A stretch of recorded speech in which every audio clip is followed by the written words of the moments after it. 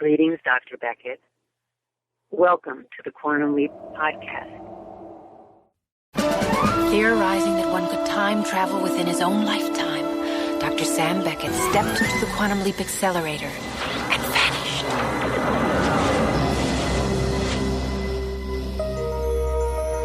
He awoke to find himself trapped in the past, facing mirror images that were not his own, and driven by an unknown force to change history for the better. His only guide on this journey is Al, an observer from his own time, who appears in the form of a hologram that only Sam can see and hear. And so Dr. Beckett finds himself leaping from life to life, striving to put right what once went wrong, and hoping each time that his next leap will be the leap home.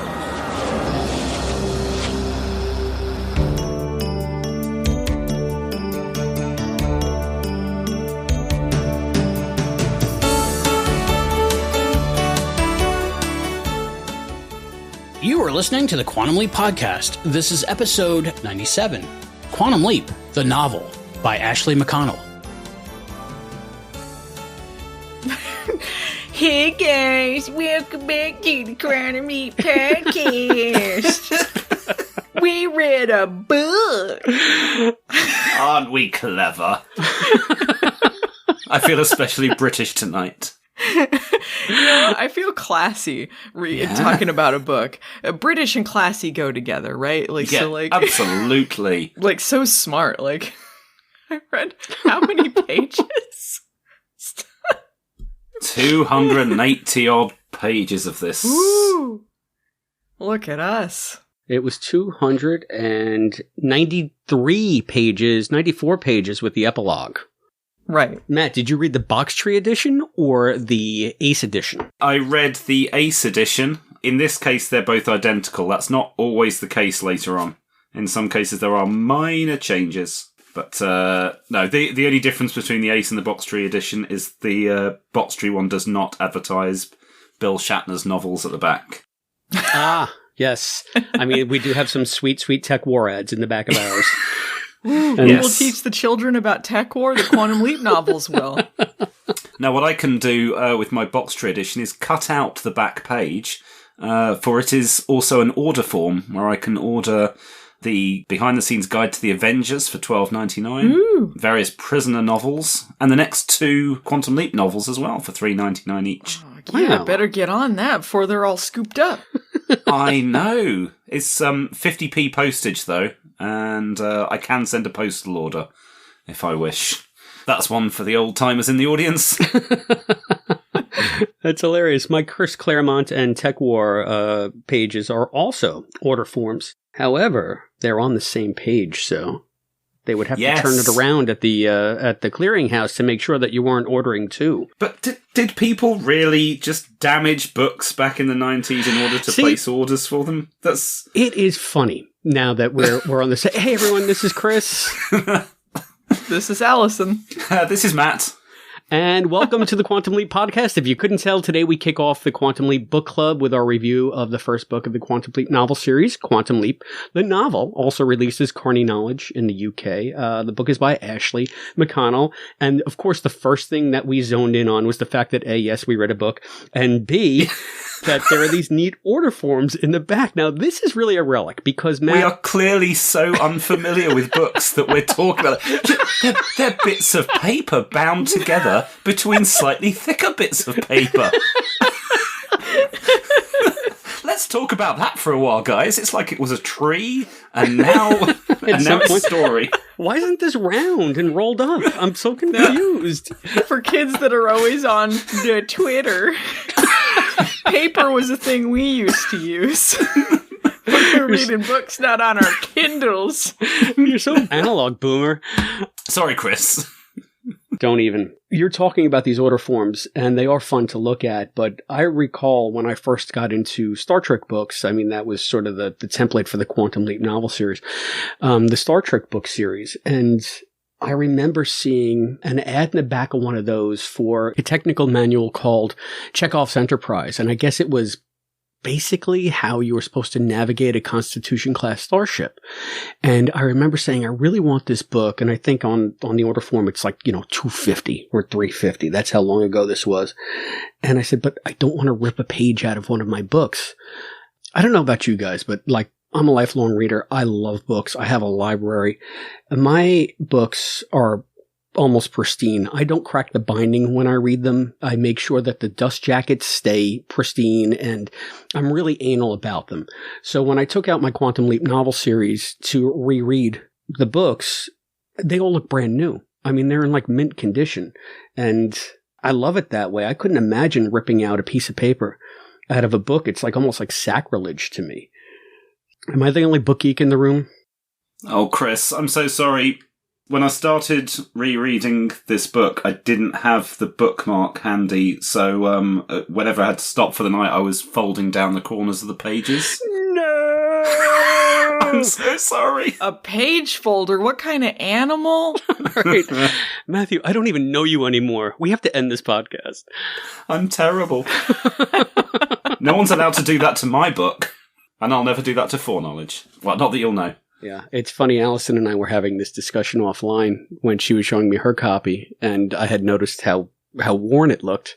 And Allison, what did you say? It was well loved. I love that expression. That book is well loved. Yeah. Well, to be fair, it was like that when I bought it, because I bought a lot of just... so you didn't love it? That had just a bunch of the books together. It was well loved by someone, and then loved by me. I've read it twice now, because I have read through all the Quantum Leap novels. I ripped through them just all at one period of time a while back. So it's nice revisiting these. I used to be a big reader as a kid, but... Now, I'm like, that seems like a lot of commitment. That's a lot of words.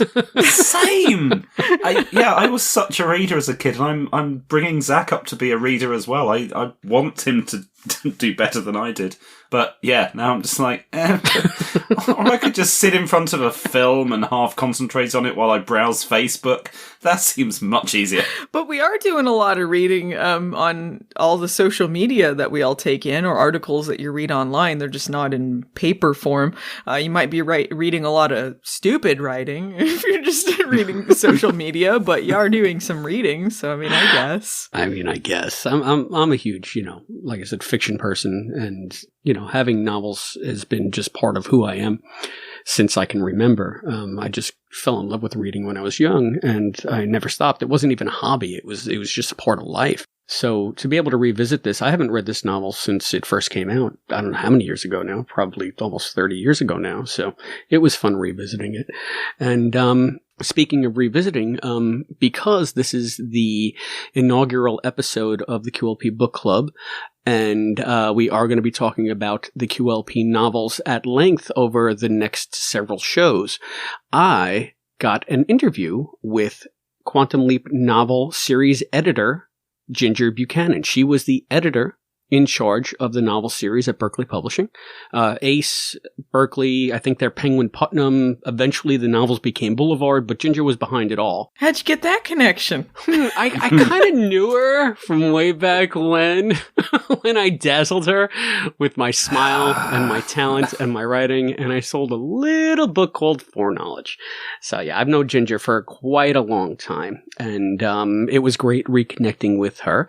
And she got on mic very willingly to tell us all about the inception of the novel program and how they got the rights and, what they could do, what they couldn't do. And it was a very interesting discussion. I knew some of it, but I didn't know all of it. So everybody stay tuned for that, because it's really cool to see, this didn't just come out of nothing. There was a lot of work that went into figuring out how these novels were going to come to the public. And as a result of her hard work and success, we're here now talking about them. So stay tuned for that. After the break, we will be talking to Ginjer Buchanan. And Allison, your last comment sort of gets me into what I wanted to do. I know we usually do initial impressions, but since this is the first of the novel shows, before initial impressions of the novel, I'd like to know how you discovered that there were Quantum Leap novels, because to this day, when people see that, we post something about a novel on, say, like the Facebook page or whatever,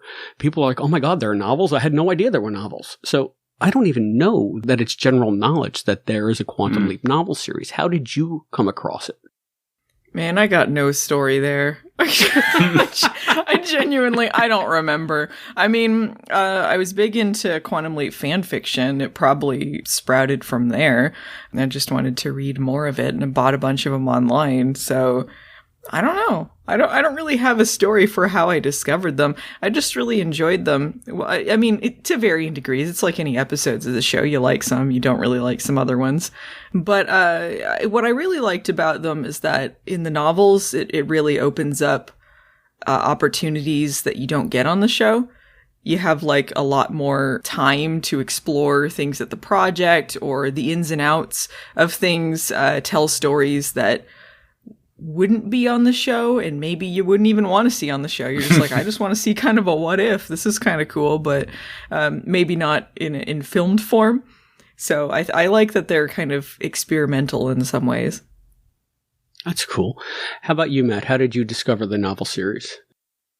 I don't remember discovering them as such. So I used to spend, shockingly, a lot of time in comic book stores in the early 90s, and I just remember them being there.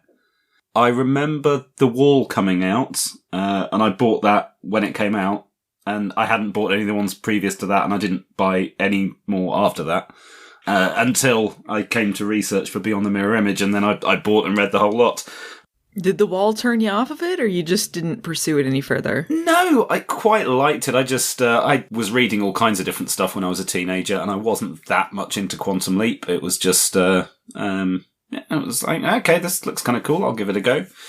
And, we'll come on to my feelings on The Wall in a few episodes' time, but it wasn't a bad story.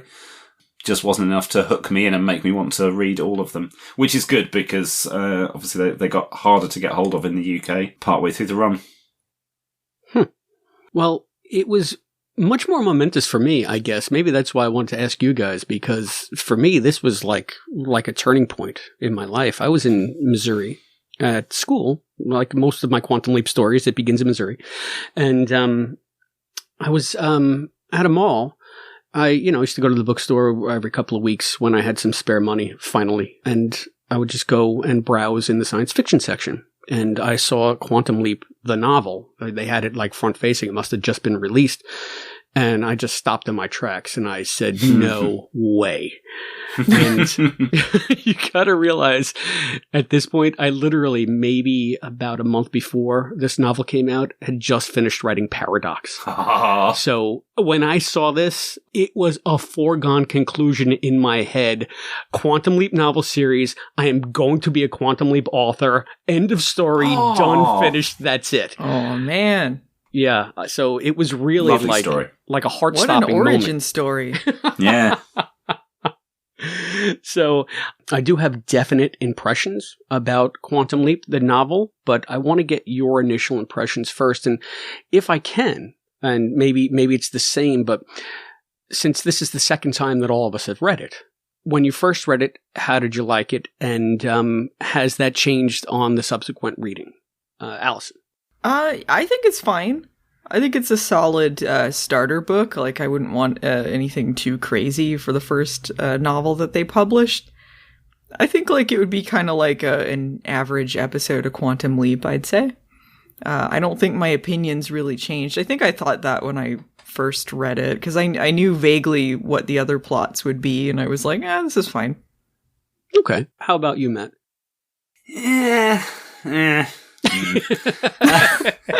So this was worse than The Wall, and I hated The Wall. It's not bad, right? So I've got to get this. I'm going to get this off my chest at some point. It might as well be now. Putting Quantum Leap in print form is a crazy idea to start with, because on screen people are talking to Scott Bakula all the time using the name of the Leapee, but looking him in the eyes, so you've got a nice clue, this is what's going on. It's goddamn confusing when you're reading a book and people are talking to him and using the Leapee's name, but you've got no kind of visual clue. It's stupid doing Quantum Leap books.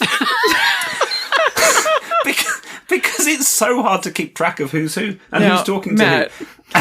Out of the 3 people in this call, 2 of us have published a Quantum Leap or Quantum Leap adjacent book. All right, Quantum Leap fiction then. Let me just. Okay, so just Chris's book is the dumb one. Yeah. So Matt, let me teach you a little trick when you're reading. Like, read the words, but then use the words to form like an image in your mind's eye of what's going on, so it could look like an episode in your head. And that guy that they call Bob actually looks like Sam. I know, but it just don't you find that it adds? And look, all right, I love a lot of the later Quantum Leap novels. I have some issues with this one, no major issues. So I'm not slating the range as a whole. I just feel like if it were my choice, this range would never have existed. And I'm glad it wasn't my choice because there's some really good books. I'm fully prepared to admit I was wrong about that. But I started reading this again and thought again, how did this ever get commissioned? It's just like, this shouldn't work. And then you've got Al coming in and talking to Sam. And again, all this stuff that works visually but does not work on paper, without a lot of explanations and exposition and concentration on the part of the reader. And yes, I've got to that age where I'm terrible at concentrating on books. I'm sorry. Even Quantum Leap books. But that aside, because I know I've read the rest of the range, and it's fine. I get used to it. It's just it's a crazy idea to put in print. But as a book, that was what you were asking me, wasn't it? What was my first impressions of this story?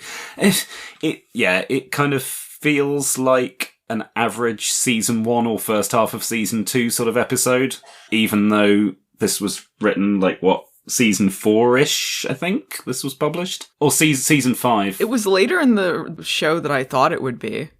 Yeah, well, in universe, this has to take place in season 4 or after. Yes, but from the point of view of Ashley McConnell and the tone that she set, apart from all the random stuff in QLP, which makes it feel like season 5, the actual plot just feels very archaic by the standards that Quantum Leap was at by that point. It's okay. It's okay. I don't find it bad. It's just a little clunky in places. Gotcha. And, I mean, you guys have been really diplomatic. I will say right out, when I read this novel, I was so excited, and I freaking hated it when I first read it. But you have to put that in context. I was 19 years old. I had just written Paradox, like I said, so I was on a creative high, and specifically a creative Quantum Leap high. And I felt that my Quantum Leap credibility was like unassailable. And this book just did not fit in with my vision of the characters, my interpretation of the series, or just anything that made Quantum Leap to me. I felt the book wholly failed to capture it the way I saw it, to the point where, because as I said, foregone conclusion, that's it. I'm going to be a Quantum Leap author. They have a book series. I'm in. I was writing a letter to the publisher. This is before I knew who Ginjer was, before I knew anything about anything, because I was a big dumb idiot. But I said something to the effect of, if you publish this piece of crap, then wait till you read my story, because my story's actually good.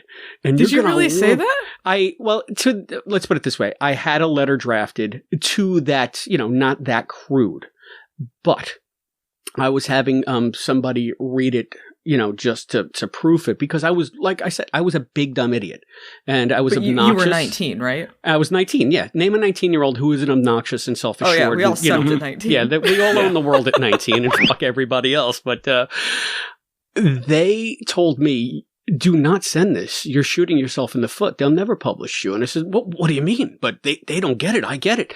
And they pointed out the obvious. Time and money went into them producing this book. They commissioned someone to write it. They liked it enough to print it. And therefore, they're probably pretty proud of it. So, yeah. Step back, moron. Well, they liked Ashley McConnell too, right? Like, she wrote more than any of the other ones, I think. So, yeah, and let me put this in context. Understand, that was me then as an obnoxious kid. And now I read the book, rereading it was actually so refreshing. I'm so glad I reread it, because, yeah, it's got its problems, but it is nowhere near the horror show that I thought it was when I first read it, because I'm not an asshole anymore. Anyway, not that kind of asshole. So I think I have a much more measured view of the book. I still think it's got some significant problems, but it's not really the crime against nature that I originally decried and was wailing and gnashing and, ripping my hair out about. So that's the wall. The wall! You know what I will say for this? I want to give Ashley McConnell credit, and I don't know if Ginjer or anyone else was involved in any of this type stuff, but this does establish a lot of things for the other novels and a lot of background that became part of Quantum Leap canon, at least in the heads of people that write fan fiction or people that are like super fans that read all of the novels. Like, it's like, well, yeah, this is canon to me. Of course, there's this blue void in between the leaps where Sam talks to people. Like, that never happened on the show. That's just something from the books. Yeah. She builds that universe out. She does so well, and she did it to an extent where, like you said, Allison, it just became the de rigueur framework for most of the novels that came after. There were a couple of things that she couldn't know, and we'll get into that kind of contradict the series a little bit, but on the whole, this is a really good scaffolding for everything that came later, and I was really surprised at how much I think I remember putting in my book that I didn't realize was right in this first book. And it just became sort of the shorthand for the novel series. So, well, it's a lot of it that makes sense to me. Like, she adds stuff that it's like, yeah, you could kind of surmise that's what's going on. It's like that. I think that makes sense to me. And I'm really glad that it wasn't an overly complicated, grandiose, experimental story, any of those kinds of things. I think it needed to be just something solid to start things out. Just the tone of the fact that there is... Yes, there's the leap going on, but there is a significant chunk of the story set to what's going on at the project, which we see a little bit in season 5 in episodes like Dr. Ruth, but that is the standard for the novels, right? They all have an ongoing plot line showing what's going on at the, or most of them showing what's going on at the project. And I love that. I love that we get stuff at the project. Yeah, and Verbena even gets to speak. Most of the books. To varying degrees. I do. She does seem to kind of change characterization depending on who's writing her, but... Tina gets a surname and a degree and an IQ. It's amazing. Right? Oh, yeah. Can we talk about... Give Ashley McConnell credit for the Tina characterization. I just want to say she made her a genius in this, and it's fantastic. But it's fun how she does that plausibly. Like, she still keeps all the, she's still a Valley girl. She's just a genius Valley girl. She does it marvelously. She doesn't overwrite anything we already know about her. Yeah, and that's, again, something that, even up to the last name, that wonky hyphenated last name of Martinez O'Farrell, I'm trying to, I think it was probably, no, I can't, I'm not even going to say which book explores her more because it's actually a little bit of a spoiler. But that's going to be a long way away, and you guys are not going to remember I said that. So, why don't we start where we are now with the novel, also known as Carny Knowledge. I'm going to read the blurb that's in the front. I know that we did this at the end of the last show, but it cannot hurt to just refresh everybody on the basic plot. Trapped in the body of a 1950s carnival worker, Sam Beckett learns the true meaning of thrills and chills. According to Al, Sam's holographic contact with the future. A roller coaster will derail in 4 days. The accidents will result in 7 deaths, and Sam's chances of stopping it are 1 in a million. Dun, dun, dun! Quantum Leap, the novel. So, like you guys, this struck me as almost something that you would have seen somewhere between How the Test Was Won and Blind Faith. Mm-hmm. Yeah. Even though it took place canonically, it had to take place sometime in season 4. It was very much of an original feeling kind of leap when the show was still finding its footing. I guess the novels are sort of finding their footing as well. Maybe there's a correlation there. Yeah, and I think it goes back to what you said, Allison, and I discussed this with Ginjer in the sense that, and you'll hear this later in the interview, but there was a whole question as to whether or not you were going to try to stay solidly within the universe as it was established, or if you were going to try to branch out and maybe exploit opportunities contained in that universe that you couldn't do on the show or that weren't done on the show. And she had a definite answer about that, and if you read this book, you can probably tell what it is, but no spoilers for the interview. Sam Sleepy in this, his name is Bob Watkins, and he's the carnival worker. This is the biggest departure from show canon. It is evident from page 1 that this is a mind leap. You sure about that, Chris? You sure that's a departure from show canon? I'm willing to admit. He admits it. I'm willing to admit. He admits it. Everyone, Chris said it. I'm just sick of arguing with Allison. Okay. Well, they make there was some sort of note in a later book about that. I thought for a while that the books were published earlier than they were, even though they do reference things from Shock Theater, which means this has to be season 4. But I thought it was published earlier because they'd already well established by now on the show, like that it was Sam's body, like they'd stated it. Like the show had never really come off like most of the books where it is mind leaps, even though I think some of them do go with the body leap, but I think a majority of them go with the mind version. I thought it was only the Ashley McConnell books that took it as a mind leap, but it has been a while since I read them. So the one where never mind, I'm going to spoil stuff, but there are ones later where it's definitely mind leaps. Yeah, and I think that when Ashley was writing, it was still unclear on the show whether it was mind or body, and we did not have. It was not unclear. It wasn't unclear. We had blind faith for a start. I'm going by conversations I had at the time with Ginjer way back in the 90s. Okay, she's saying that at the time that they commissioned this book and Ashley was writing, Nowhere to Run had yet to be aired, which definitively established that it's a body leap because Sam is walking with no legs. And except for the one where they state it definitively. Blind faith. He's not walking around bumping into things.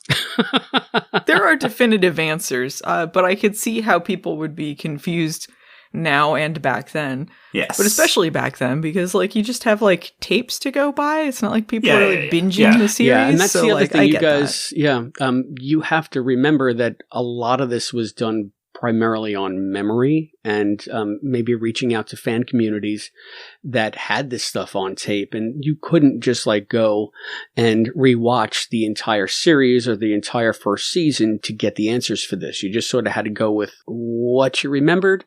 And as long as it didn't like really contradict what was on screen in broad strokes, then it was good enough. And I can see somebody at this point, pre-DVD, maybe some people had it VHS cassettes, but what were the odds of finding them and then getting them mailed and blah, blah, blah. I mean, you got a deadline.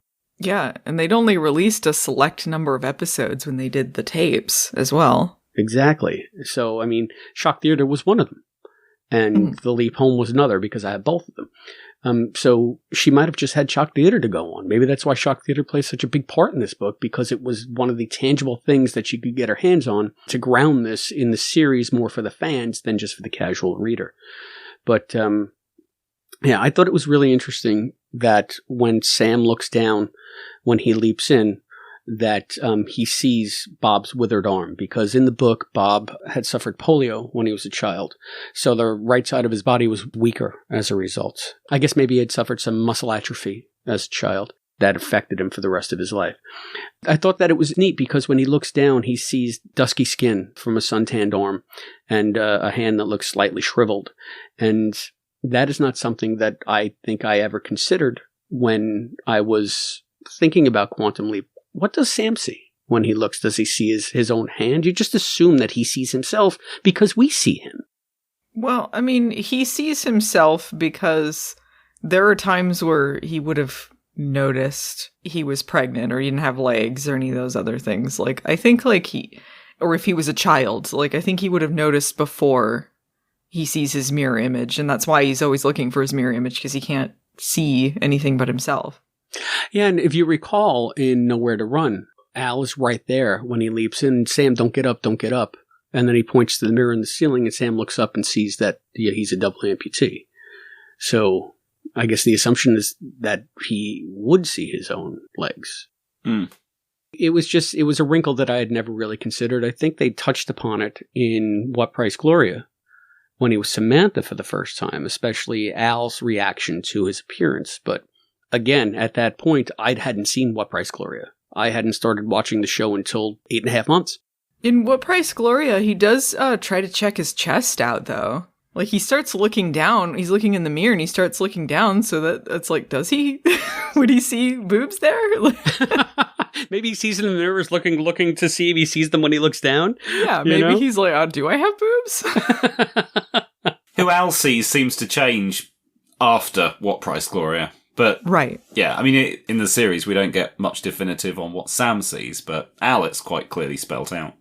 It's just, it changes. But they change it in this book, too. In this book, he seems to see Sam as Bob, and then in the waiting room, he sees Sam's body. I think in one of the books, doesn't it say you can kind of see both at once? Yeah, I think they try to kind of fudge around. I do like this stuff with Al. They do get into, and I'm not sure if it's in this book or not, but they get into like the reasons why he remembers certain things. I think they do speak about it in this book, right? They do. They speak about it a little bit. That he remembers different timelines. Yeah, and there's another thing that Ashley introduces in the course of this narrative that became somewhat of a staple of the book series, in the sense that there's slightly shifting reality back at the project. There's a scene where Al goes into Sam's office, which has been locked up for a year or so, to go find some plans or something. He ruminates that the last time he had been in there, things were different. There was like a notation on Sam's blotter that was just like a calculation where he's balancing his checkbook. And then when Al looks at it again after the years passed, it's something completely different written on the blotter. And he reflects that there are small changes to their own reality based on what Sam is doing. Just little offshoots of I guess, causality that change ever so slightly what's going on back at the project. And some authors played with that a little bit more than others. I played with it a little bit myself in my book because, hey, if it's there and somebody can establish it, then why not use it? It can be a cool tool. Right. I do remember when they brought this up in the book, when Ashley brought it up. It's like, Al remembers all the timelines because of his connection to Ziggy. Like, it's unique to him, so other people don't. And specifically, he says that it's very lonely. And that really stuck with me, that, like, Al is someone, like, one of the only people that knows any of this stuff. Right. And it's funny to me that we're getting into the back to the project stuff, like, right away. It's because the leap is not that interesting. Yeah. The leap could be interesting, but like I said, it's basically like a season 1, season 2 feeling kind of story. It is almost the epitome of early 90s, late 80s TV sensibility, in the sense that the guest cast is not that well fleshed out. It's not really that interesting, and nor had they established much of a rapport with Sam and Al. Sam didn't have much of a history in the first few episodes. His relationship with Al was still a little bit sketchy in a couple of the episodes, and I feel like this one really captured that feeling, and that's one of the downfalls of the book. I'll get into that, but just if we can give everybody, if they haven't read the book or if they hadn't had a chance to read the book, Sam as the Carnival Worker is in 1957 Oklahoma at an amusement park called Shaber's Family World. And he is sort of like the resident crazy. He talks to himself. He has, quote, visions. Some people think he's nuts. Some people think he's psychic. Yeah, the psychic thing was weird. That was a really weird element. That, to me, again, is fair game for Quantum Leap. They do have, ghosts and ESP and Portrait for Troyan. So why not have it here in this book? Yeah, well, in The Boogeyman, Sam says that he believes in all this kind of stuff, like ESP and psychic phenomena and all that. It just felt like a weird element in this one, because it did kind of add to, like, well, is he crazy, or does he actually see things? And that's why people are like, well, maybe he's just seeing things again. It just, I don't know. I remember it feeling weird when I first read this. Like, I was like, what? Like, is the character psychic now? Like, he's seeing visions, and I'm not sure if it really came together all that well with that element of it, but... They did have one specific scene. So Sam is basically like an odd jobsman around the park. And in one scene, he's called on to fix a cotton candy machine. Now, I've run cotton candy machines. This is a different cotton candy machine than I've ever run. This one has syrup in it. Usually, you just put sugar in the middle. The sugar heats up, and the cotton candy spins out of the center. But maybe this is a 1950s cotton candy machine that uses some weird kind of syrup. While he's leaning down to inspect the machine, he sees his reflection in the glass of the machine. And all of a sudden, the reflection turns to him covered in cotton candy with some cuts on his face or something like that. And then right after that, the machine goes bluey and everything explodes out.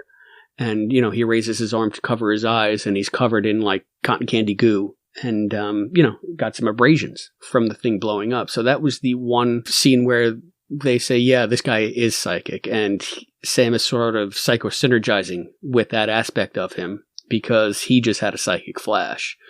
This was psychosynergizing before we even had the term on the show. Mm-hmm. So I thought that was an interesting wrinkle. And again, we keep getting sidetracked from the main plot. The proprietor of the park is named Aileen Shaver. She has staked everything on this roller coaster called the Killer Diller. And you guys know what the Killer Diller is, right? What? Is it a thing? I just thought it was yes. Dumb name for a killer roller coaster. That is a term from jazz. That's a swing term. Benny Goodman said that at the end of the night when they were doing their encore, they would try to end with what they called the Killer Diller. And if you guys have heard the version, it's really popular. I'll drop a little bit in right here of Sing, Sing, Sing with a Swing. You know the song even if you don't know the song. It's like an amazing piece of music. It gets featured in a lot of things.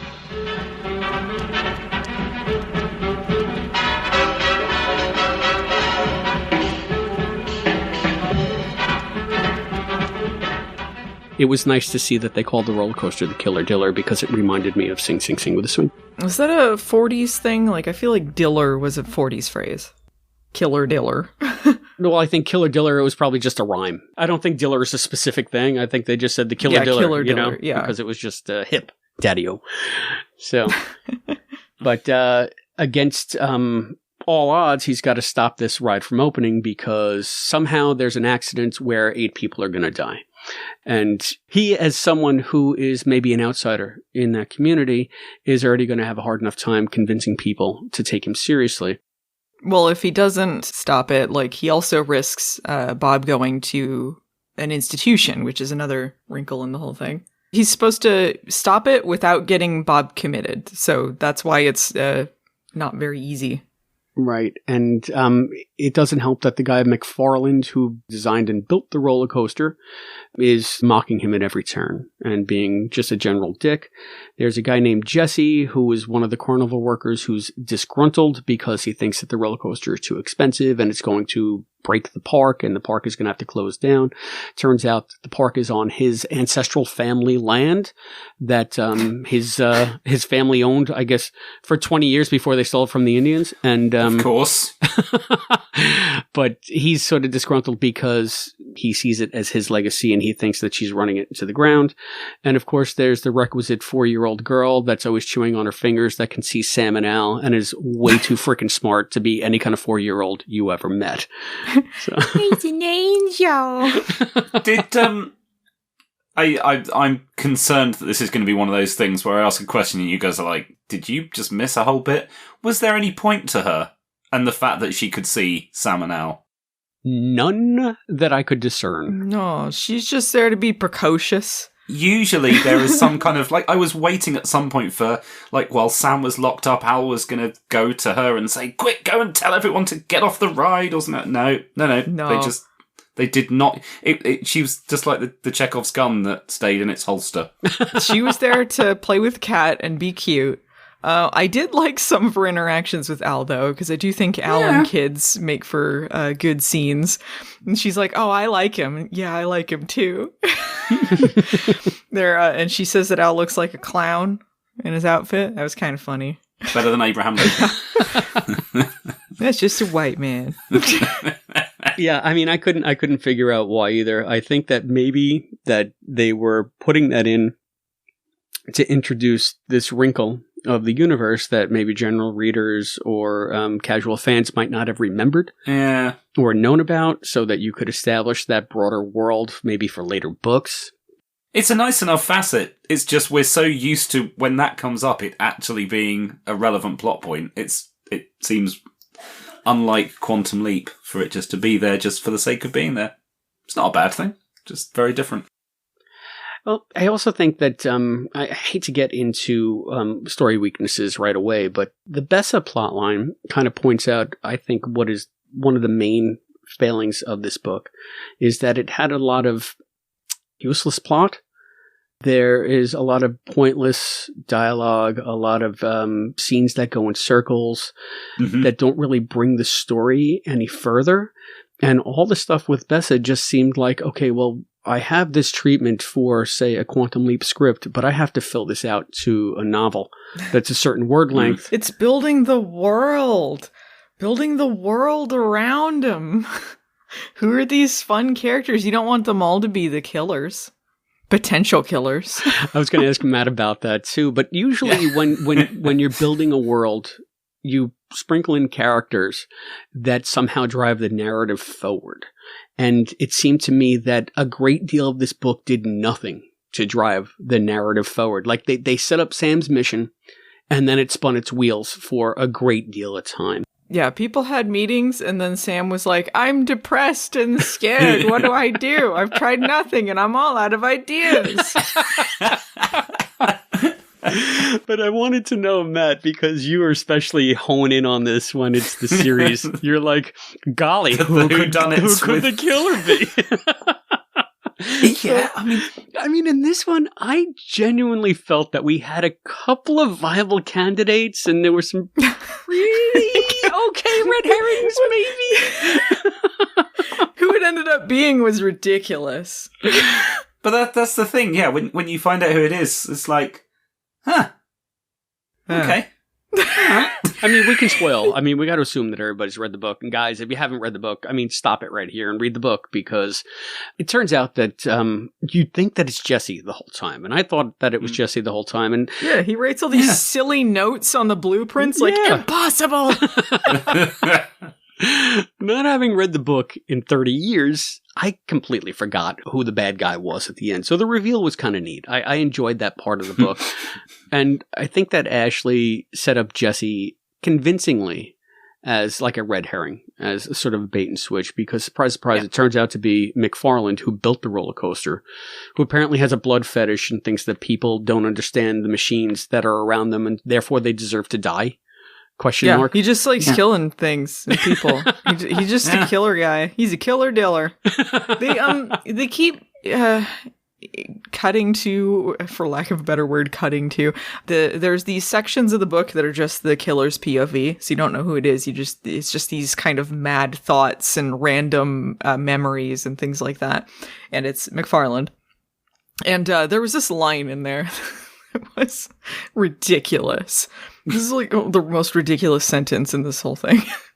So I wrote it down. Blood, he thought, was the lubricant of ignorance. Blood is the lubricant of ignorance. Soon to be available on a t-shirt from quantumleappodcast.com. Get on that Scott Madison. Well, it's that funny made because me laugh. There are a couple of things that I wrote down. I mean, just as silly as the story could get, and just as like, I don't know, that was just way out there. Blood is the lubricant of ignorance.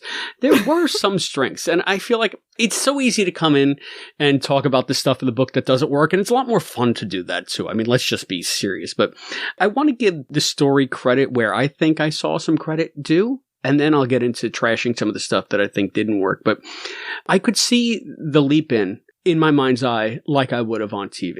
You can just see Sam coming in. You see a point of view shot of just him staring down the barrel of a rifle, trying to protect the person he's with, dragging them down, then knocking down that carnival tent. You could just see the old boy. It's not particularly exciting or effective, but I could see it playing out on screen. So I kind of liked what she did with that. It was a fun leap in. Yeah, and you know, it's a fine leap in. It's just fine. That's to me something they would have done on TV had they thought of it.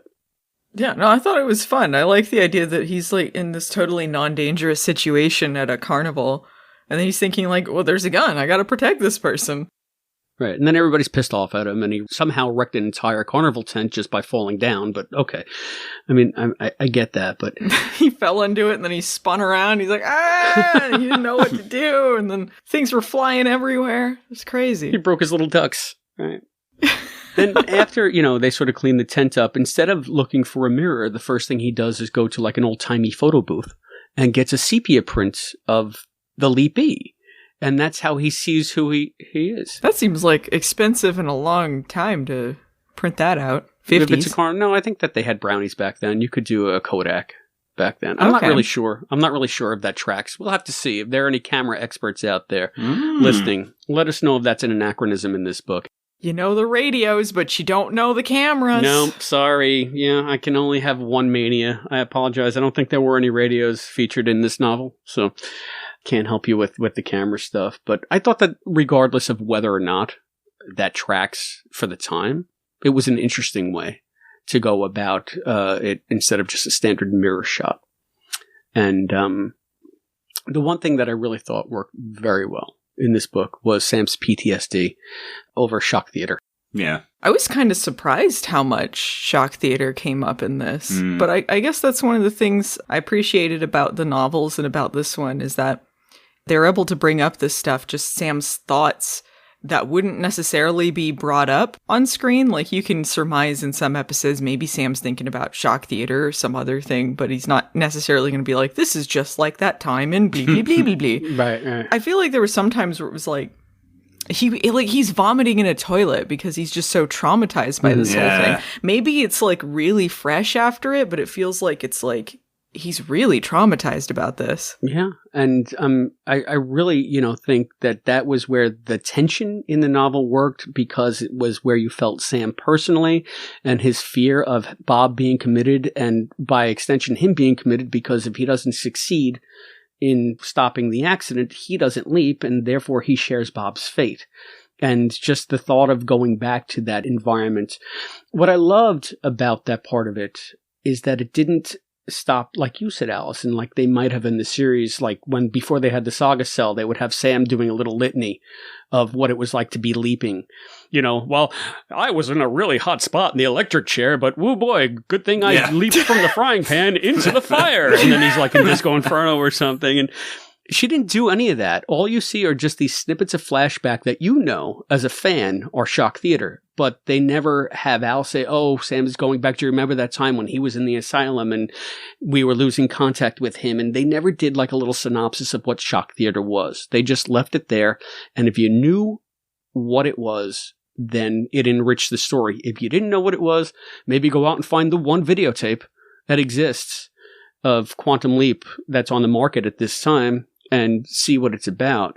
And I hate to, maybe I did stumble upon something. That shock theater was one of the few that was available on video at the time. Maybe that's why it played so heavily in this story, because it was one that she could get her hands on and directly reference in a bigger way. Maybe. Well, I mean, I also think that episode is very popular because it's such a story central to Sam and not just the person that he's leaped into. It's a very traumatic story, so I feel like that's something a lot of people just come back to because it was such a big deal. Can I just jump in and correct you? Sorry. Shock Theatre came out on video April 94. This was published November 93. Oh, well, look at that. So there goes my theory. It would have made sense. I thought it was a sensible theory, but... Hey, listen. Just because a theory makes sense doesn't mean it's not bullshit. Yeah, exactly. I think it really was just the story was like a lot of people liked it and it meant something more to Sam. It's not like they're going to be like, remember that time when I leapt into a wrestler? This reminds me of that. Like there's a lot of parallels to things that happened in shock theater there where things go horribly wrong for Sam. Not just that was a close call. So I don't know. Also a lot of in this story too, he just seems very depressed. He seems very depressed because he's depressed over that, and he's depressed over his memory, too. There's a lot of stuff about holes in his memory that is brought up more than would be brought up in dialogue in any given episode. So I found that kind of interesting. I kind of like that aspect of it a lot, and maybe because it spoke to me personally in a small way, but there's a line somewhere along the lines, I think this is a quote because I wrote it down in my notes, but... where Sam expresses his greatest fear, and the greatest fear he could know was the loss of his ability to think. For me, that is my greatest fear. Yeah. Like, if I'm no longer me, if I'm not able to espouse my grand theory of everything to anybody who will listen, I don't know if I could go on. Like, I really don't. That is my biggest fear. So when I read that line, I actually got a chill. Yeah, well, it's a loss of identity, and especially for someone like Sam Beckett, who was such a thinker. He's a genius. He knows so much. And to just not be able to access this stuff that's trapped in his mind. There's a part in it where it says the first thing he reminds himself of every leap is his name. Like, that's a really sad thing to think of, especially for someone who invented a time machine. You know, it's funny because the book touches upon something that the series gradually forgot about. And I feel like this is almost the Groundhog Day problem. When a time travel story is like sort of like a reset, which I guess like Sam's mind could theoretically be reset with every leap depending on how he's Swiss cheesed, then they shouldn't really know anything even if they knew it before, right? Or the people they interact with shouldn't know anything. It should be like the first time every time. But because narrative being what it is and stories being what they are, you need to have sort of a narrative through line that builds and builds. So eventually the Swiss cheesing factor is going to play less of a role unless it's convenient for the plot than it would, say, like in earlier episodes of the series where Sam is really fumbling and trying to figure out who the hell he is. By season 5, he remembers the project. He remembers Gushy. He remembers Al. He remembers everything but Donna, basically. You know, he's Sam. He doesn't leap in and say, what's my last name anymore. Yeah. And I don't know if that's just because it was expedient for storytelling and it would have been a real drag for, you know, the writers to have to go through this same stuff every time. It's just unwieldy. Or if, you know, leaping has a cumulative effect and like maybe he can remember a little more every time, even if it's not the same stuff. He just has a greater retention of the stuff he can remember. But in this book, they take it down to the studs with each leap, apparently. The first thing I have to do is remind myself of my own name. And I thought that was neat, because it's something that they couldn't do in the TV show because it would get too tedious. I think it's just like, it just depends because what's convenient for the story. But I don't know, I guess I kind of, in my mind, thought it was like somehow either worse the first time or something to do with the accumulative, like you said, like he just sort of builds on it as the longer he's leaping. I think that you gotta, whatever works for your headcanon, whatever works for the story, but I just think it's interesting to bring Sam down to such a vulnerable place in the first book where he might not even remember who he is, which is something the series, you know, started out strong with and lost. Yeah. Well, that was also another theme that was in Shock Theater and another thing that worries him about going to an asylum, because part of that is losing your identity. And he becomes Bob Watkins, like what's left of Sam Beckett at that point. Yeah, that's true, because he would be Bob Watkins for the rest of his life. And then, you know, if he had the horror of, I guess in the 50s, like in Shock Theater, 1957, electroshock therapy is not going to be beyond the pale for any kind of institution that he finds himself in. So it is a real fear. So, yeah, like I said, the novel did have some strengths, and they mostly relate to Sam and his inner struggle. There was one terrific line that I just loved that was so quintessentially Sam, and it's not any way that I ever thought of Project Quantum Leap and the way it works, but I want to read it because it's very short, but it's Al having sort of a flashback of him and Sam talking. And Sam says this to Al. "Time," Sam murmured. "Changing time. It would be like solving a crossword puzzle in 4 dimensions, making sure you don't change the wrong things. Like Cat's Cradle." He chuckled. "String theory." I never thought of string theory as a 4th dimensional construct, even though it makes sense because time is 4th dimensional. And Cat's Cradle is a perfect illusion. It's like a perfect allegory. I mean, I just thought that line was, I thought that line was perfect. Yeah. So. Nice. Yeah, that was a nice one, Ashley. Again, so where she got the Sam stuff right, I think she really got it right. And where the book was particularly affecting, in my opinion, was when Sam felt the most vulnerable. And I guess maybe because it tied into the broader universe that we already knew with Shock Theater. Yeah. It brings up a lot of thoughts you would think he would have, and a lot of questions that maybe wouldn't be brought up on the show, but like is just interesting to kind of muse about, like Sam using other people's toothbrushes. What does he feel of that? Yes. He thinks germs will die of confusion, I guess. I don't know. That was cute too. So I don't know if you guys have any other positive things to point out before we get into some of the more problematic aspects of the story.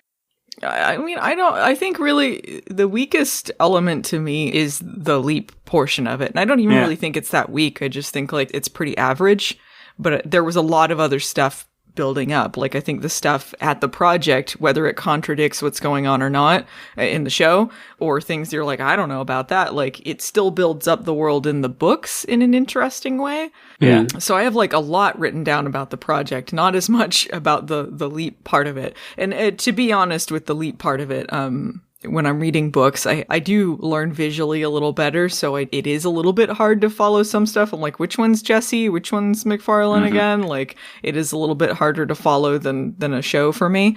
But I just kind of glom on to the project stuff, especially because I already know who Sam and Al are. I already know what the project is. What's going on here? How is this? Does this work? So, first of all, they go into what happens to Sam between leaps? Where is he? Mm-hmm. He's in this blue void where it's all of time and no time. It's everything and nothing all at the same time. And he's like, who are you? What's going on? Can't I go home? It doesn't really answer any questions. It's just interesting to think, what is Sam doing? Yeah, and apparently GTFW speaks to him while he's in the void. They're telling him, no, you can't go home yet. Like he's almost like a little lapdog. No, not yet. I promise one day. I mean, obviously, we didn't see mirror image at that time, but yes, yeah, liar. Well, I think even calling it GTFW is a thing from the books too. Like it never came up in the show. Matt, you would be the authority on that with Behind the Mirror Image, but in my mind, that was something from the show. But if it's from the novels, yeah, that tracks. I mean, yeah, I couldn't tell you when it first comes up, but I think you're right. It's the acronym is from the novels. Yeah, because he says God, time, fate, or whatever, I think early on in season 1, like in one of those like narrations saying like, I don't know what leaped me around, but just saying like, this is GTFW, like an entity is very prominent in the novels. Yeah, it's quite a fan thing. Yeah. I know that this is kind of jumping around some of the project stuff, but one thing that I found related to that, because in the prologue, you have Sam somewhere in the in-between stage during a leap, and GTFW or some entity is talking to him. In the course of this book, they sort of do a ham-fisted thing with Ziggy redesigning his or her or its own program. And right. The voice going up an octave, I guess the transition of Ziggy from he in the earlier seasons to she in the later seasons. Explain the voice.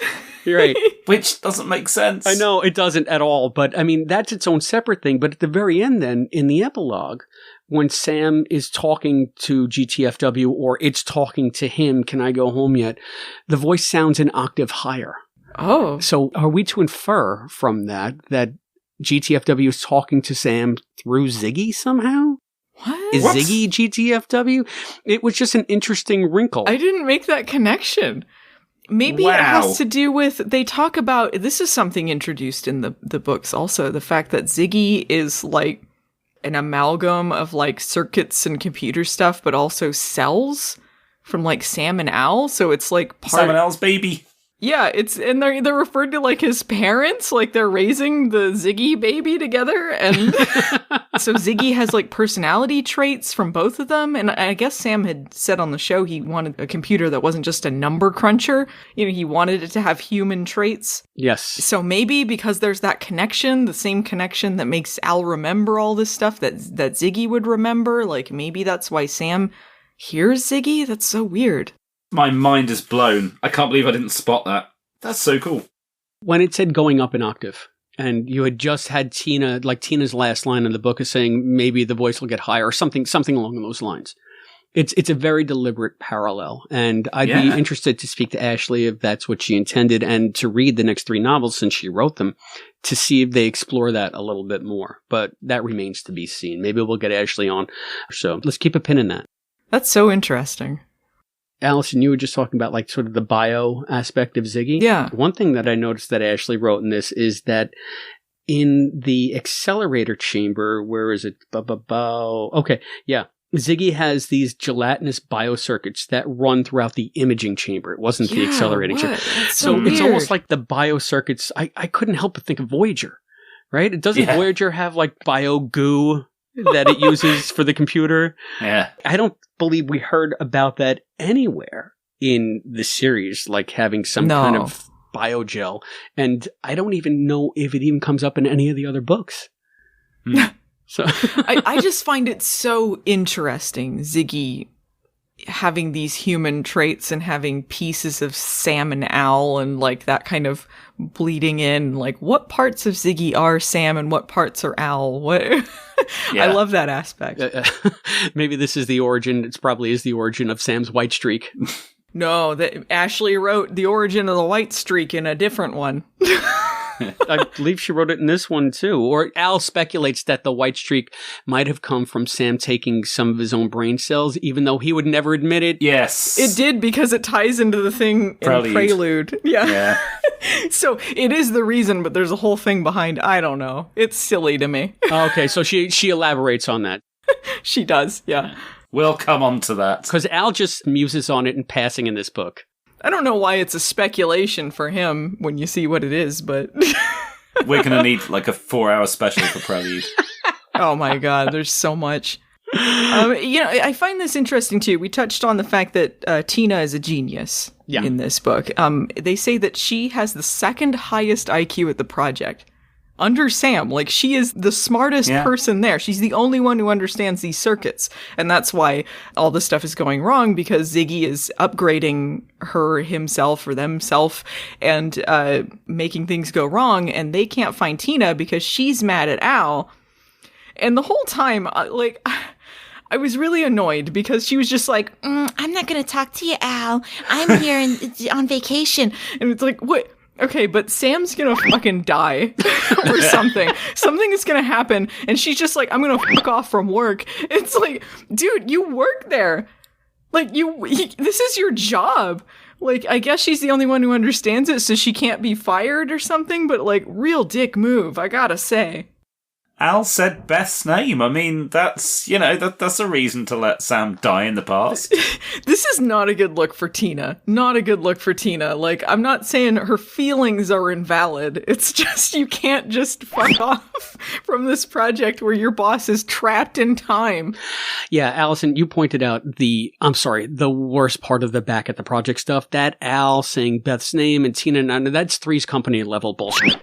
That's like, it was a whole big misunderstanding, you know? That would be something Al would be mentioning in the background of an episode, and then like it would just be like a 2-second comedy plot, you know, like, I said Beth's name and Tina's mad at me, do. Like, it's not something, especially when it's as serious as the stuff going on in this one, like it's just doesn't work. It is a serious thing, and it is like, it's supposed to be poignant for Al and his whole history with Beth and how much it actually, wounds him to the core and how he can't face up to it and even talk to anybody, especially someone else like that he's romantically involved with, about it. He even ends that aspect of the story with much more of a hard line, like, you shouldn't say her name. They never come to any kind of reconciliation about it, even though Tina wants to, because it's too much of a sensitive topic for Al. But the way they handled it just completely negated any seriousness because of every valid point you just made, hilariously, by the way, Allison. I love when you do the Tina voice. So, I mean, yeah, it's like almost they took a part that could be actually very poignant and very much of a character development, character beat for Al and Tina, and sort of zapped it with just stupidity.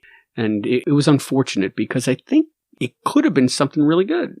Maybe they should have made it that, like, they weren't able to reach Tina and she didn't know how serious it was, because he kept calling her and then she would, like, hang up on him and stuff. And it just felt like, if she knows the seriousness of the situation, if she doesn't, I don't know why Al didn't mention it, but if she does know the seriousness of the situation, like, why is she just acting like a baby about it? Like, is she supposedly this genius? I don't know. It just didn't gel. It's a definite downfall in the book, especially with the fan stuff, because it does Tina a great disservice, even though they built her up completely.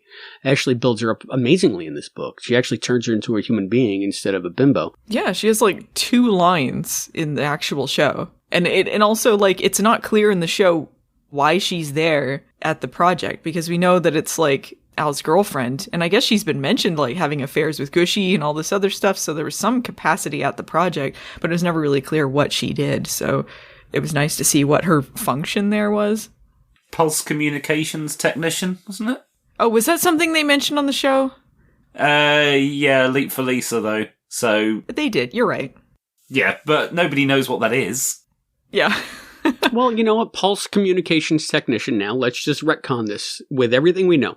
There's like some kind of biogel running around the imaging chamber. Tina is apparently the hardware side of Ziggy, while Gushy is the software side of Ziggy. And pulse communication technician, maybe it is how all the relays are sequenced in Ziggy so that she can become sentient with her fuzzy logic and do what she has to do. Maybe it's a hardware thing. There, I just fixed it. Well done. There we go. Yeah. Yeah.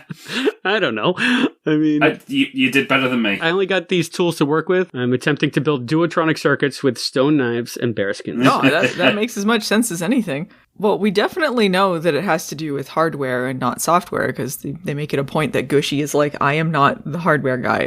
I know the programming. I don't know how to fix these circuits. The only one who understands it is Tina.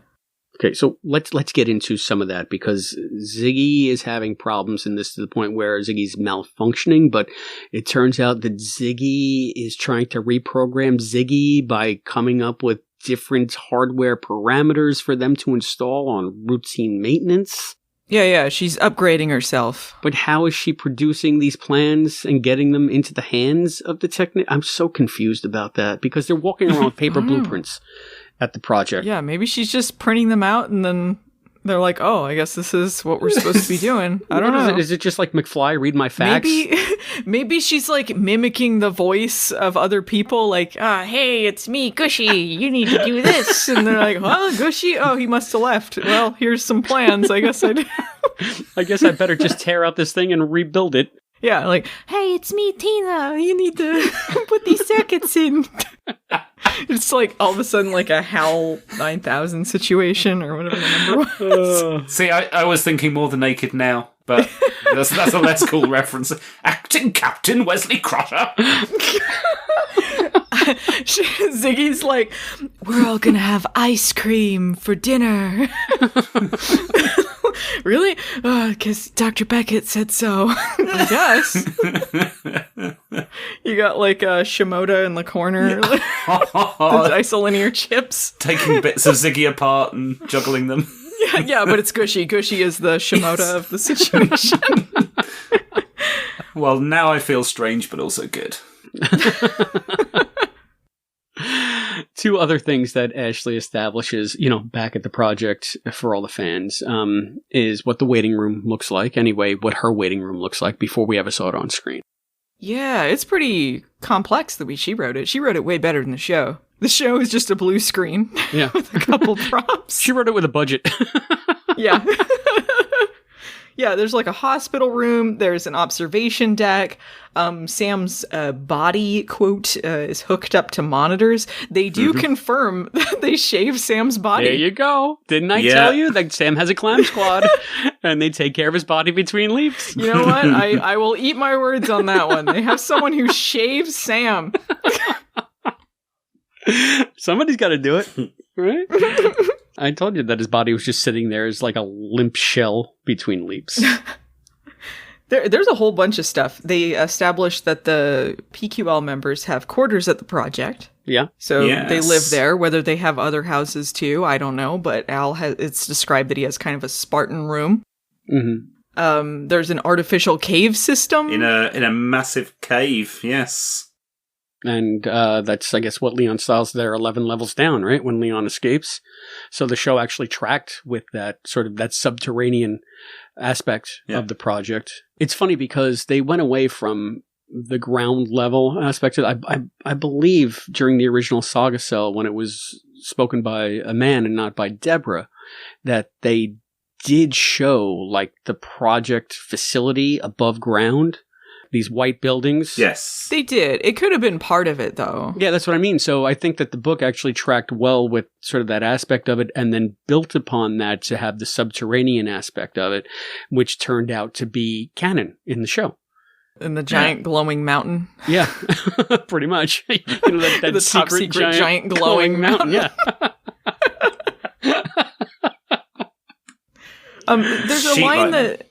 There's a line where Sam asks, like, Al, like, how big the imaging chamber is, because he's, like, walking beside him down a whole street.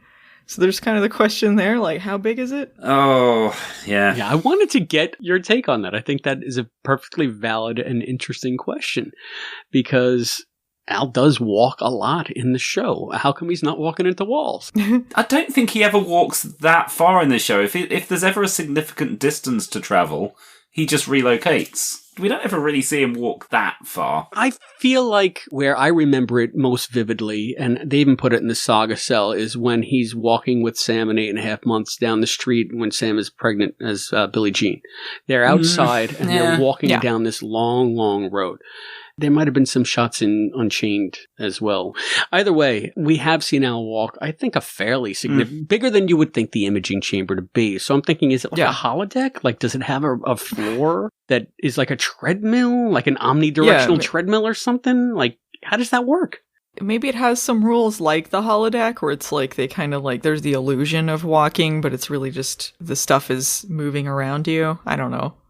I feel like there has to be something like that. It has to be kind of sizable, but obviously they wouldn't have just a big football field worth of imaging chamber. How much power would that be? Maybe that's why the mountain glows. Yeah. It's all just the imaging chamber. Maybe the mountain is the imaging chamber. The actual, like, accelerated chamber, everything is just a small cupboard off to the side. The mountain is for Al. Has really high ceilings. Yes. You never know, he might need to fly or parachute or something like that. He does fly in this book. Like, they mention Al is like, he flies a plane to go get Tina, I think, and like he's really excited to be able to fly again. Yeah, that tracks. I mean, Al's a pilot, so. Yeah, I thought that was a nice detail. That was a good character beat for him. Here was a really big thing, a detail that it was added to this story. They talk about why Sam, like how the project was supposed to work. So it says that Sam wasn't originally supposed to time travel. He was just supposed to observe what was going on. He was supposed to be kind of like Al, observing the situation, so they could observe history as it was made. Right. And something went wrong along the way. So that establishes how the project was supposed to be before he started leaping around. Then why did they have an accelerator chamber and an imaging chamber? Like, why would you need the accelerator to begin with? And I'm not faulting Ashley, for trying to give us a purpose of what Quantum Leap was supposed to be, because nobody knows, so it's fair game. But that interpretation to me doesn't fit in with having the accelerator. I think they do explain that in Prelude. Ashley specifically explains that in Prelude. Okay. So we'll have that to look forward to.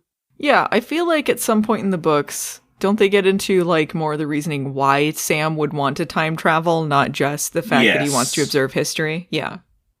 Okay. Yeah, I thought that was pretty good. So again, another thing, maybe we put a pin in and see how they develop. But yeah, I'm sure we get an answer about the accelerator chamber, and she goes halfway there this time. They also mention why Dr. Beeks was at the project. That she was researching psychology of a genius and then became the psychologist at the project after all this stuff. I don't understand that. I mean, was she just like some adjunct that was there observing Sam and then all of a sudden got shanghaied? Yeah, maybe she had like some paper or some thesis or something she was writing, and then she's just like, well, I guess like now I'm on because there's a bunch of people in the imaging chamber that need therapy, which is therapy. Quite different. That's the thing. Like she's a very different role there. Therapist to people who have just travelled through time and are terrified by the experience.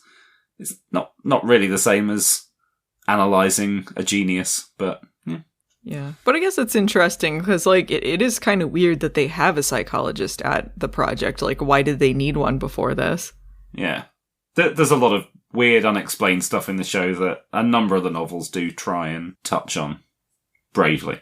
Beeks being there, to me, says that they were always going to have visitors in the waiting room. Again, the way Ashley writes it, it doesn't make that much sense if you think about it too hard. No matter what way you think about it, nothing really makes sense in Quantum Leap. Yeah, I'm not saying that's her fault. Yeah, like I say, it's brave, and she's not the only author that tries to explain stuff away that just got hand-waved away during the series itself. Matt, do you recall if they ever said on the show that Al was an engineer? I don't think so. Now you're asking. Are you looking at your book? Yeah, of course I'm looking at my book. I don't remember anything. That's why I wrote the book. See, it gets complicated with the books because I'm like, what was in the books, what was in the show, and what was in fan fiction I read that just made sense? I don't recall the show ever saying that Al was an engineer, and they make it a point to say that he is an aeronautical engineer in this and not a structural engineer or a mechanical engineer.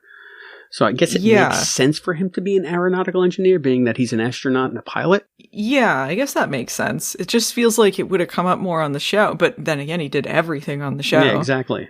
So they also establish he's more on the administration side of things, which also makes sense. Yeah, and that he kind of resents Sam for leaving him holding the bag with everything. Yeah. Because it gets stressful. I love that because Al is someone who just he tries to make things kind of a joke and, make things breezy, but he really has a ton on his shoulders. And there would be some resentment. Yeah, there's no reference in the series itself to Al being an engineer. Okay, so, that's something that Ashley added. I think that's a plausible addition to his character. Since you have the book open, Matt, where in the timeline, when Al's timeline, when he's 16, would he be working on a roller coaster? Yeah, I noticed that too. Wouldn't he be at Annapolis or... So in the year 1950, here's my summary. At age 16, Al wins the Golden Gloves Regional Boxing Champion and spends time working on roller coasters. He's most definitely lost his virginity at this point. There we go. Having slept with 3 girls in the orphanage alone. Around this time, Al dates a 16-year-old Rebecca who is killed by a drunk driver. Oh, no. Oh, right. That was in another book. Yeah. Yes. So yeah, Al has a busy 16th year, mostly boxing and working on roller coasters. Man, Al has a life he's lived a million lifetimes. Yeah, it's nuts. It's absolutely crazy. So, I thought another detail that was just kind of interesting to me was Al's girlfriends paid very little attention to Sam. So Al brought a lot of girlfriends over, but they're like, we have no time for this genius. We have no time for this dreamy genius. No. Yeah, he obviously never took his shirt off. Yeah. Al was just too sexy. He beat out Sam every time. He did. Well, talk to the alcoholics out there, and of course he beat out Sam every time. Are you kidding? Yeah. Maybe Ashley is an alcoholic. I feel like Ashley is definitely an alcoholic. Let's just say that it's Al-Caholic. It's the fan term for people who love the character Al. Okay. That's an old school fandom term for Al fans. So they're not trying to, smear Ashley's reputation. No, I don't believe that she is an alcoholic, just an alcoholic. Yes, no slander going on here, okay? Oh, there's a sneaky reference in here. Did you guys catch when Al says, that looks like a damn fine cup of coffee? I didn't pick up on that. Please elaborate. I still don't know what you're talking about. That's a Twin Peaks reference. What?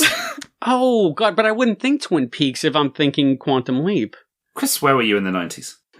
Yeah, he says damn fine cup of coffee. That's a very specific phrasing, and it has to be Twin Peaks, especially around the time this was published. Yeah, exactly, yeah. Yeah, I wasn't a Twin Peaks fan. I binged it about a year and a half ago when the new series came on Showtime. And I sat through the first season. I thought it was pretty damn good. And then the second season was just such a pile of horse crap. Oh, yeah. They start doing the Miss Twin Peaks pageant and stuff. Yeah, what was the... Anyway, we could do a whole freaking Twin Peaks podcast. Never mind. No tangent there. But, fangent. Fangent Twin Peaks. Exactly. Everybody tune in to maybe a future edition of Fangent where Allison and Matt talk about Twin Peaks and Chris is, I don't know. I'll take the Matt role in that. I don't know. I haven't seen the second season of it, so I can talk about the first season. Oh, man, you stopped while the getting was good. All right, well, my last note is, what the hell is a kosh? That is the little truncheon, like a little stick, that they used in, Keystone Cop movies to beat people over the head with and knock them out. I think it's made of leather. Oh. It's like a leather sort of club. Why did that lady have one to give to Sam? Because she had to get him out of jail. I mean, that was Aunt Vera. Aunt Vera Shaber. I wrote it down as Truncheon Ex Machina. Oh. So I forgot that they called it a kosh in the book, but yeah. Okay, I didn't know. It's a kosh, and they never explain it. It's like, is this a commonly known term, kosh? Yeah, no, I don't think so, but it's very TV too, because I'm sure Sam, even though it wasn't portrayed in the book, I'm sure Sam somehow got the deputy in there. He turned his back. He hit him on the back of the head with this little thing once, and the deputy dropped like a sack of bricks, you know? Yeah, and then like a timpani drum.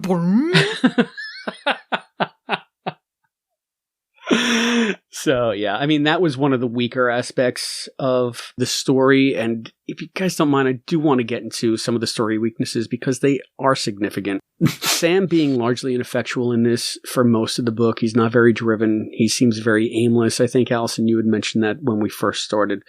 And then getting himself locked up to the point where he doesn't even have a plan as how he's going to get out. And then all of a sudden, this ancillary character that they introduced for 5 pages, 30 or 60 or 100 pages ago, gets him out of jail. He literally gets a get out of jail free card so he can go and save the day. This, to me, points up the biggest problem that I had with the book, or a few of the biggest problems. Number one is that a lot of the scenes, especially the scenes between Sam and Al, seem to be pointless. They don't go anywhere. They just reiterate plot elements that we already learned from reading the story. The dialogue goes in circles. The scenes go in circles. And honestly, Sam and Al, to me, in this novel have zero chemistry. Zero chemistry. They're constantly at odds with one another. Wasn't that the show? No, but Isn't that there's the show always they're at odds with each other. There's always a basis of friendship and camaraderie. I felt none of that in this book. I think most of their scenes were filler that went nowhere. And there was one part of the book where Ashley, she makes the characters, I'm sorry, dumb, because Sam is the leaper, Al is the observer, yet they have a fundamental misunderstanding of how leaping works. There's a scene, page 180, if you guys want to look it up at home. Sam says, well, I'm going to prevent the accident by doing this. Oh, yeah. This is a quote. Sam, if you know how to do it, and you do it, why haven't you leaped? Well, maybe I have to be here to do it. Maybe Bob wouldn't carry through.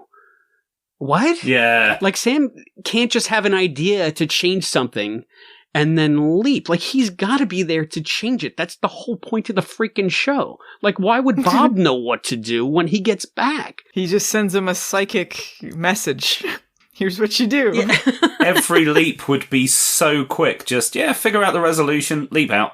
Yeah, exactly. It'd be like the time game in Bill and Ted. Yes. So it's just like, like, why was that scene even, how did it even make the cut? Maybe she's thinking of that scene in fan favorite Thou Shalt Not, when Sam's like, well, I'm not going to cheat. And they're like, all right, just promise that you won't and you'll leap out. All right, I won't cheat. Let's leap. I mean, it's like you've seen the show before, right? Sam just can't have an idea that, hey, I'm going to make this declaration. I will fix this. All right, leaping out. It's like, no, you actually have to fix it. Yeah, that took me right out of the book. And that is where I think that I'm looking forward to seeing the next 3 books that Ashley puts out, to see if she gets the dynamic between Sam and Al down any better. I dig that a lot of her books connect to each other too, so that's kind of good. Yeah, so I mean, like I said, this could be just phase 1 of a multi-story arc. We could see an arc where they start to jive better as the stories go on, and maybe that's deliberate for fans that might only be coming at this from the books, so that you have something that builds. I think you're being very kind. Yeah, listen, I gotta. Somebody writes something for a reason, you got to give them the benefit of the doubt. It doesn't mean it makes it right. It just means, okay, let me put myself in their position and see what they might have been going for. But that being said, this is largely why when I first read this book, I hated it. Because, again, I felt it just wholly failed to capture the dynamic of Quantum Leap as I knew it and as I loved it. And the scenes that you should be looking forward to the most in the book, which is the Sam and Al stuff and the interaction between these great pals, is the part that fell the most flat. Yeah, I think Al was mostly focused on trying to fix things and not let Sam really know how bad things are at the project, why it felt so disconnected. I mean, I agree they didn't have as many great scenes together, mostly because he was focused on that. I don't think the characterization was really bad, but it wasn't the closest Sam and Al story. Well, I mean, so that's sort of like, I have a couple of final thoughts. If you guys, do you have any final thoughts you want to get into, or some aspects of the story that we haven't touched upon? I think we got a lot of good traction out of this. I'll start with you, Allison. Yeah, I think I really do appreciate all of the stuff at the project, and I guess talking it over now, I do appreciate the book more than I think I gave it credit for, and that aspect. I still think The Leap was not really the greatest, but I think that was a plus because there was just a lot to get out there, and it would have been just overwhelming to just cram it with a lot more stuff in a more complex leap. And how about you, Matt? Yeah, same for me, really. This feels like the pilot episode of any kind of high-concept show where the actual stuff that's happening has to be very simple and straightforward because you're too busy trying to explain the mechanics of it. This feels a bit weird because we know the mechanics of Quantum Leap, but if you take it as being the beginning of something new, I can give it a pass for the fact that The Leap is nothing particularly exciting because it is introducing so much other stuff, and it is setting up the novel range to be something that's more about what's happening at the project and shifting the tone. So I don't have a lot of good stuff to say about The Leap itself, but I can understand why it is the way it is, and there's certainly plenty of good world building stuff in there as well. Yeah, if I was Ginjer Buchanan, this is what I would start the range with, too. Yeah. Okay. And yeah, I think that this does an okay job of kicking off the novel series. I, as you guys said, I think it does a really good job of bringing the broad strokes of the Quantum Leap universe to more casual fans or even readers that might not know what Quantum Leap is. But at the end of the day, it really fails to capture the magic and the chemistry that made the TV show so special. So there's room to grow there, but all the world building stuff and all of the future stuff back at the project became the scaffolding on which the rest of the book series would blossom. I know that's probably a mixed metaphor, but you can't take that away from it. I think that that's where this novel really shines because it put so much good foundation in place that a lot of other writers were able to build positively on. And for that, we have to thank Ashley McConnell. Yeah, thanks, Ashley. Thanks, Ashley. Yeah, thank you. I think that is going to wrap up our discussion of Quantum Leap the novel, aka Carny Knowledge, but don't go anywhere, because we're going to go to a break, but when we get back, as promised, we will have that interview with Ginjer Buchanan. So stay tuned, everyone.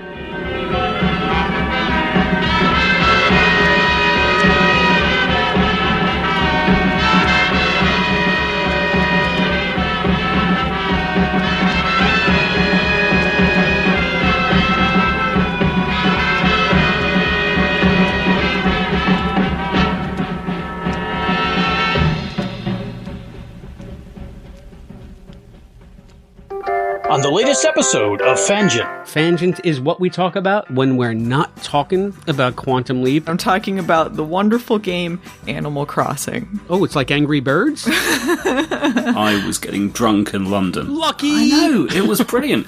I saw the monkeys live. I made like a Quantum Leap section of my island. Of course you did. Did you really? I did, yeah. There's like a buttload of early episodes of Doctor Who that are missing. But what's now started happening is there's some teams putting animation in high-definition colour widescreen against the original soundtracks. You know the monkeys don't play their own instruments, right? Like, duh. It'd be like saying to somebody, you know pro wrestling isn't real, right? I was seeing the premiere of one of these on a big screen at a cinema in London with about 100 other Doctor Who fans. That's nuts. Plus fandom. There I was, finally, seeing Mike Nesmith sing the songs that I've been waiting to hear him sing for I don't know how many years. That's great. To find out how to hear this and other Patreon exclusive shows, go to patreon.com/Quantum Leap Podcast. That's patreon.com/Quantum Leap Podcast. Matt's acting like he hasn't even heard the name. This is like the game of the pandemic. Yeah, I know where I've heard of it. Your Facebook post saying I've just spent 6 hours playing Animal Crossing. That's where I've heard it from. Guilty, me too. This is Natasha Pavlovich, and you are listening to the Quantum Leap Podcast. As promised, here is our interview with Ginjer Buchanan.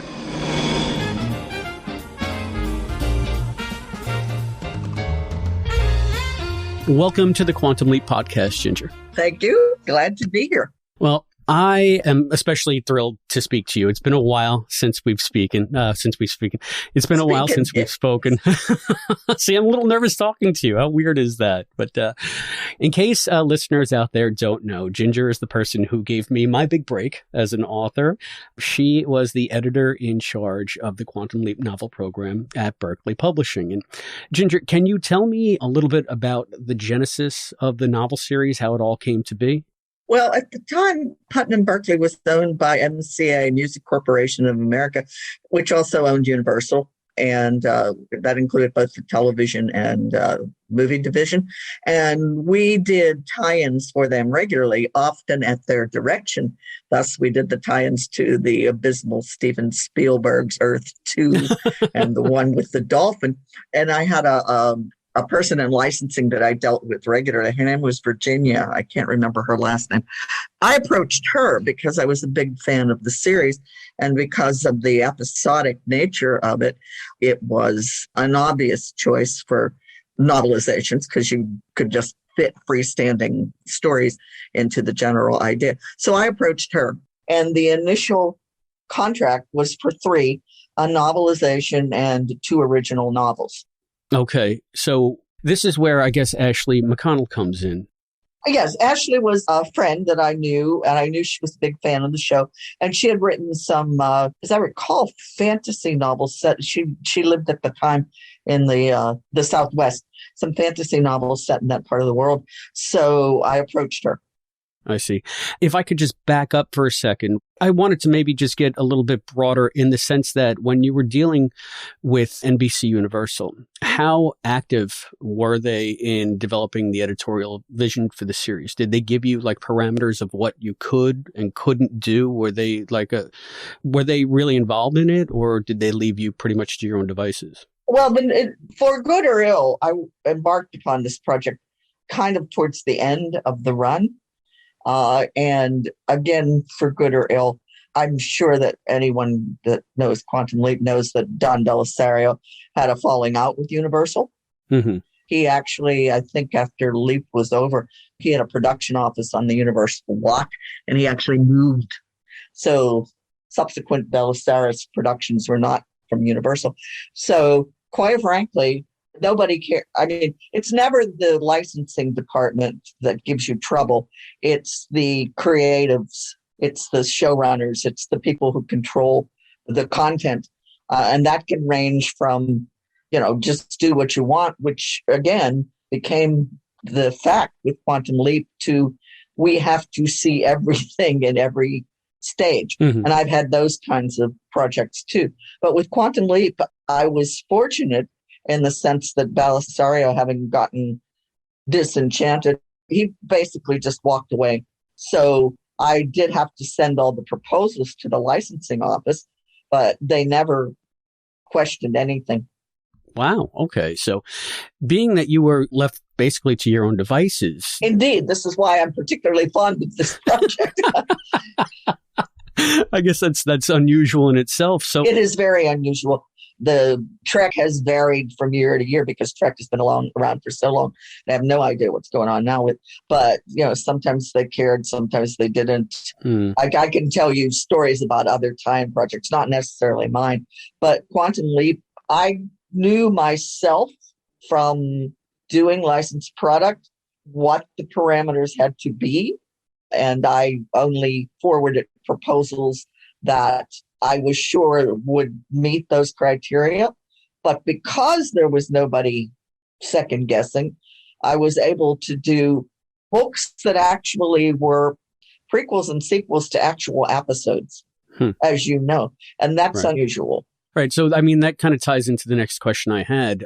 Given that you had a free hand, did you develop an editorial mission statement or guidelines of your own for the novel series, which apparently you had some stuff in mind, but specifically, were there types of leaps that you were looking for?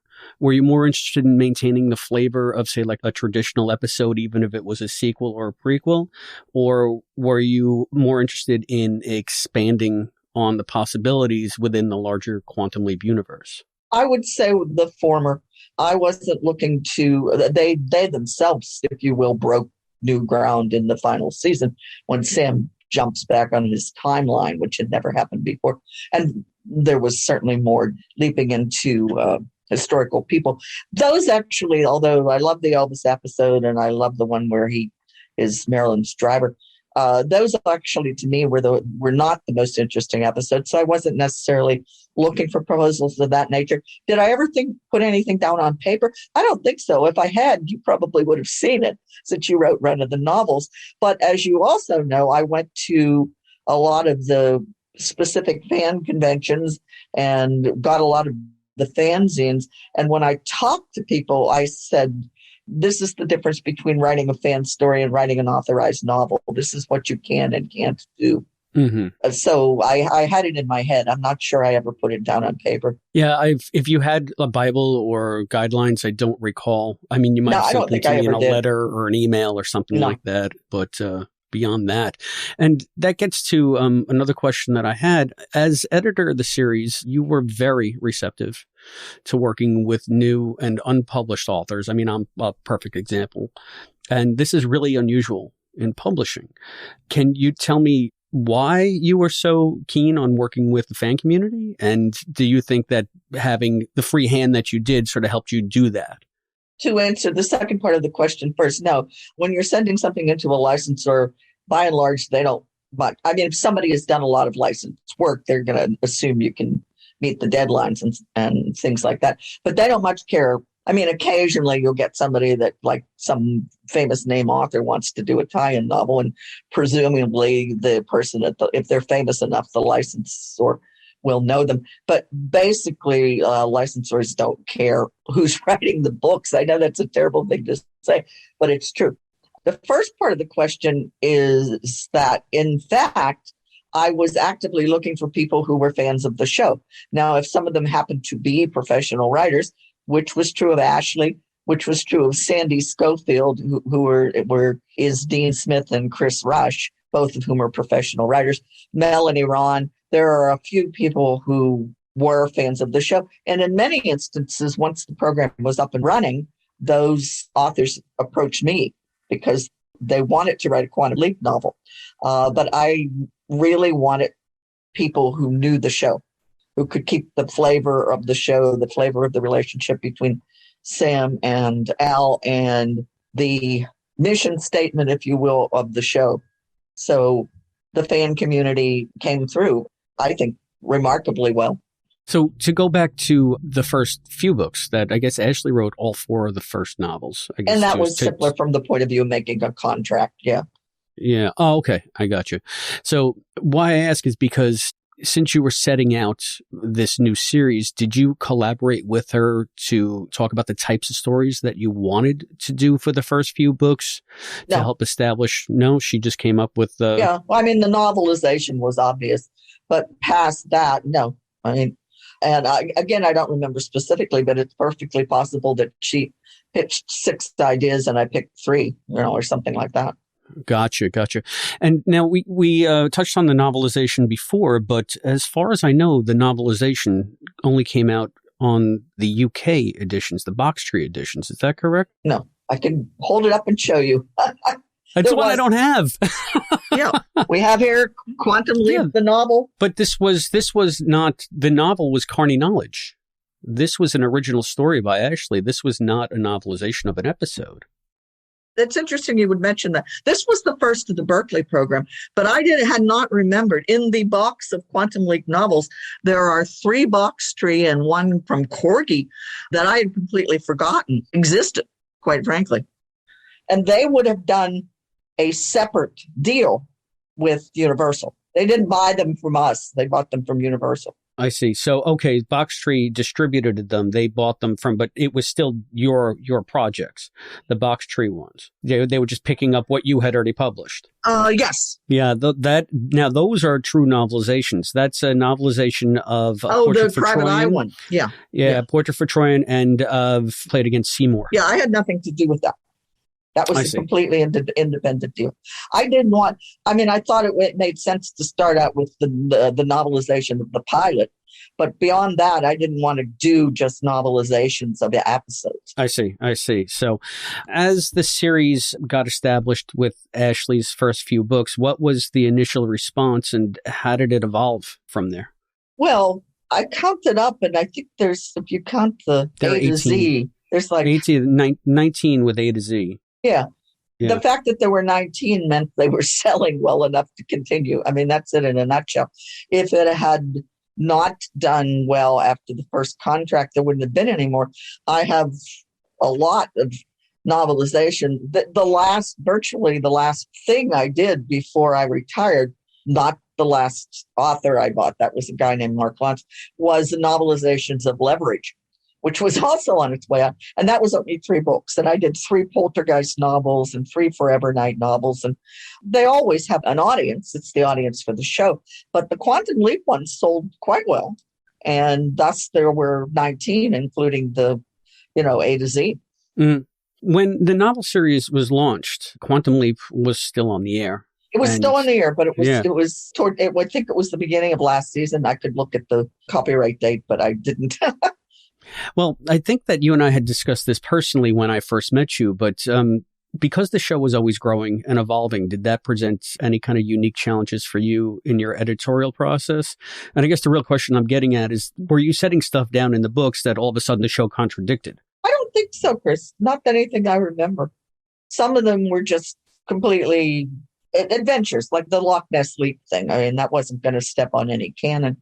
And the ones that came after the show went out the air, of course, weren't going to. I mean, if you wrote a novel after Donna existed, Mm. One of my favorites is Pulitzer, which, of course, is wound so tightly into MIA that couldn't exist if MIA hadn't existed. But I don't think there's anything in any of the novels that wound up being made, not redundant, but wound up being not canonical because of something that they did in the show. They didn't make that. I mean, Donna came, out of kind of not nowhere. But in the course of Quantum Leap, the biggest change ever made was the jumping back on his timeline. And that was because Belisario wanted to do it. Actually, I think it was because Bacala wanted to do a Civil War story. So all of a sudden, you could go into your ancestors. I don't think there's any of the novels, as I recall, I'm pretty sure, that deal with that. There is. Which one? You bought one by John Peel called Independence, where Sam leaps back to the Revolutionary War. You're right. I remember that one specifically because, he was in Smithtown, where I grew up, which was funny to me. Yeah. And he's British. Yeah. You're right. I'd forgotten about that. But that would not have been contracted for until after the leap between the states. We would not have done that. Yeah, I do believe that was one of the last slots. Yes, it was. It was like the last third or the second to last 3 that came out. The show being going off the air did in some ways free us up. We knew that nothing we did was then going to turn out to be not possible in terms of the show because the show was off the air. Yeah, well, we're just starting our novel review for the podcast. Mm-hmm. And if I do come across any anachronisms, I'll write them down and send them to you. Yeah. It's been a long time. I mean, I remember these books fondly. I remember some of the stories of the contracting them and the authors. And for many of them, this was the only book. They were Quantum Leap fan writers. These were the only books they ever wrote. Me included. Yeah. So when you began the novel series, it seemed to me like you were doing much more standard types of leap stories. Yeah. And then as the series progressed, much like Quantum Leap itself, it seemed to me that you were more receptive to doing some more, I wouldn't say outrageous stories, but more fantastic stories. Loch Ness Leap being one of them, Independence being another one. Was that a conscious choice on your part? I don't actually think of Loch Ness Leap as being something that could not have been done on. Neither one of them were things that could not have been done on the show. Independence couldn't have been done until after the leap between the states, but we had angels in Quantum Leap. We had the Christmas episode and things like that. So they would occasionally dip a toe in the fantastical too. To say nothing of what the hell is going on in the last episode of the series. Yeah, we just did our mirror image episode and we all loved it, but it is, it's an outlier. It's a real head scratcher. When Belisarius' wife, Deborah Pat, she famously said that he did that instead of spending 5 years with a therapist. It's all about his life, apparently. Mm-hmm. Yeah, but I mean, as far as an episode of Quantum Leap, it sure is memorable. I'll give it that. Oh, yes. And whether you like it or you hate it, you're still talking about it. That screenshot of the end of an older man with a child, that's Don and his father. Mm-hmm. Right, yeah. Since we're talking about mirror image, the final novel of the series, Mirror's Edge, came out long after the series finale. And since at that point, I have to think that you knew you were ending the series with that novel. Did you work with Carol Davis, the author of that book, to come up with a story that might specifically act as a finale to the novel series? No, not specifically. I never saw the novels as building on one another the way the television series did. There were some exceptions where Liz Storm's 2 books are both specifically related to episodes, Angel Underwear and Pulitzer. But I never saw them as the novels as having the same kind of connective tissue that the show did. I guess I did work with Carol, and the idea was to kind of provide an alternate sort of thing, because mirror image is interesting, but not necessarily what a lot of fans wanted, as you know. Yeah. Yeah. And the reason I asked that question is because when I was reading Mirror's Edge, it seemed to purposely try to dovetail itself into Sam's leap into Kochberg in Mirror Image.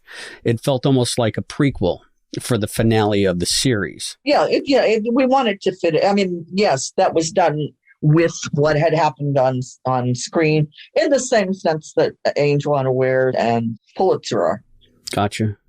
So now, were there any kind of leaps that you wanted to do in the novel series, but for whatever reason never got the chance to? No, not really. I mean, that's the obvious question that comes up with the series, where they talk about the Magnum episode and the leaping into the baby and all the rest of that. Mm-hmm. No, I never went to an author and said, how about writing a book about blah?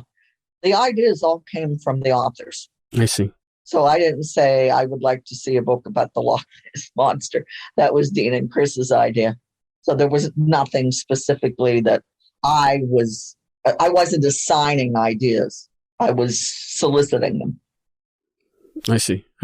Of all the novels published, I know it's been a while, but do any stand out as particular favorites for you? I like Liz Storm's. You and every other novel fan, it seems. Liz seems to be the favorite. I really do. I mean, there was some good stuff. I like your novel. I could give you the opposite easily. I can't remember the name of it. C.J. Henderson, who Chris is no longer with us. He was an author who did a lot of tie-in work, and he said to me that he was a huge fan of the show, wanted the work. I gave him the work. He turned in a novel that it read like he had never watched Quantum Leap in his life. And I was really upset about it. And he would not rewrite. So I wound up hiring one of my colleagues who was a big fan of the show. And at that time, she eventually left editing and is a full-time writer now. But at that time, I'm not sure. She maybe had done another time. She'd done a Buffy tie-in, I think. I hired her to rewrite Chris's novel. And that was Laura, right? Laura Ann. That was Laura Ann, yeah. Yeah, and it's funny because it has CJ on the cover, but then you open it up and on the title page, I think it has Laura Ann's name. Yes, that was the compromise, basically. Because Chris wasn't happy about this, obviously. It read like he had never watched the show. And that was... I'm not saying it's the worst of the novels, because I think Laura Ann did a good job, but it was certainly the most disappointing. I see. Yeah, the most problematic. Were there any other problematic stories that you had to hammer into shape that you recall? I don't think so. The fan writing community came through well, and with the exception of Chris Henderson, the professional writers who approached me all genuinely were fans of the show. Now, I think the more imaginative ones came from the fan writers. The professional community wrote more like standard tie-ins, if you will. Mm-hmm. But I think by and large, they're all pretty good, I think. Okay. Yeah, I thought they were good. I guess like when going through all these, you're talking about approaching the fans and getting their takes on the show. Were you surprised at how many different interpretations of Quantum Leap came across your desk that couldn't have been more dissimilar, but yet still managed to capture the heart of the show in their own way? Because you're dealing with tons of authors with different voices who are passionate about Quantum Leap, yet, they're all going to see it with their own unique light. No, I think the strength of the message, if you will, the show was such that, they may have looked at things in different ways, the various writers, but I think they all got the idea of what the show was about. The fan writing, the difference with the fan writing for the most part, and some of these writers did a lot of really good fan writing, was that it focused more on the relationships. In infinite numbers of stories were particularly poignant considering right now where Al dies and Sam has to deal with it. I read that story written by any number of writers many, many different times. And of course, a lot that had to do with Sam's romantic life and Al's romantic life, which was in there. It was in the series and it certainly was in the books. But all of the novels tell a story, and that tells us it seemed to me to tell a story that was the story that could have been told in Quantum Leap and on the series in one way or another. It might have had been changed. You were not asking the question, but I actually had one of the, and I can't remember her name either, one of the better fan writers actually turned me down. She did not want to write a novel. She wanted to write her own vision of the Quantum Leap. And a lot of her stories did focus on the relationships more than the putting right what once went wrong thing, which I think was what the show was about. Do you have any memories of some wild pitches that you got that were just ridiculous, that were outrageous? No, actually not. Nothing. Sometimes I would get the pitches that were Al die, the things that then I would say, this is excellent, it's well written, but it's fan fiction. We can't do this in a book, kind of thing. But they weren't wild or crazy. And of course, there was all the porn, of course, but that's a whole separate thing. Excuse me. Let's be calling it slash. That's a whole separate thing. So you could have started a whole nother book series with that. I'm sure there are people who did. And just along those lines, were there anything that you considered off limits besides, say, like the death of a major character? Because I remember in my book, I eventually had a point where Sam dies. And you told me, nope, can't do it. And I was wondering if there were other sort of hard rules that you adhered to. I don't think so. I think that clearly not killing off a major character, and that would have included anybody, Gushi, anybody like that, just having done enough licensed product. The fact that they weren't paying attention didn't mean that if we did something in the novels like that they wouldn't have started paying attention. So I didn't want to go there, shall we say. Right. Well, I think the unique thing about the Quantum Leap tie-in series is that you could potentially have a major character die in the course of the story, but since you're dealing with time travel, have some way to prevent it or undo it, which they did on the series proper with Leap for Lisa, when they actually did kill off Al's character. Yeah. But it's like talking about Highlander, which is not a time travel series. Yes, Quantum Leap is a time travel series, but that's not primarily what it is. It's like Diana Gabaldon's gimmick as you go through Standing Stones, and her thing in the Outlander books is very much a modern day, particularly for some modern day person, modern day in World War II, reacting to what it was like to live in medieval Scotland. But what Quantum Leap is about is putting right what once went wrong. And the fact that you're traveling in time to do that is the gimmick, basically. And also a wonderful opportunity for Scott Bakula to do some incredible things. Yeah, for sure.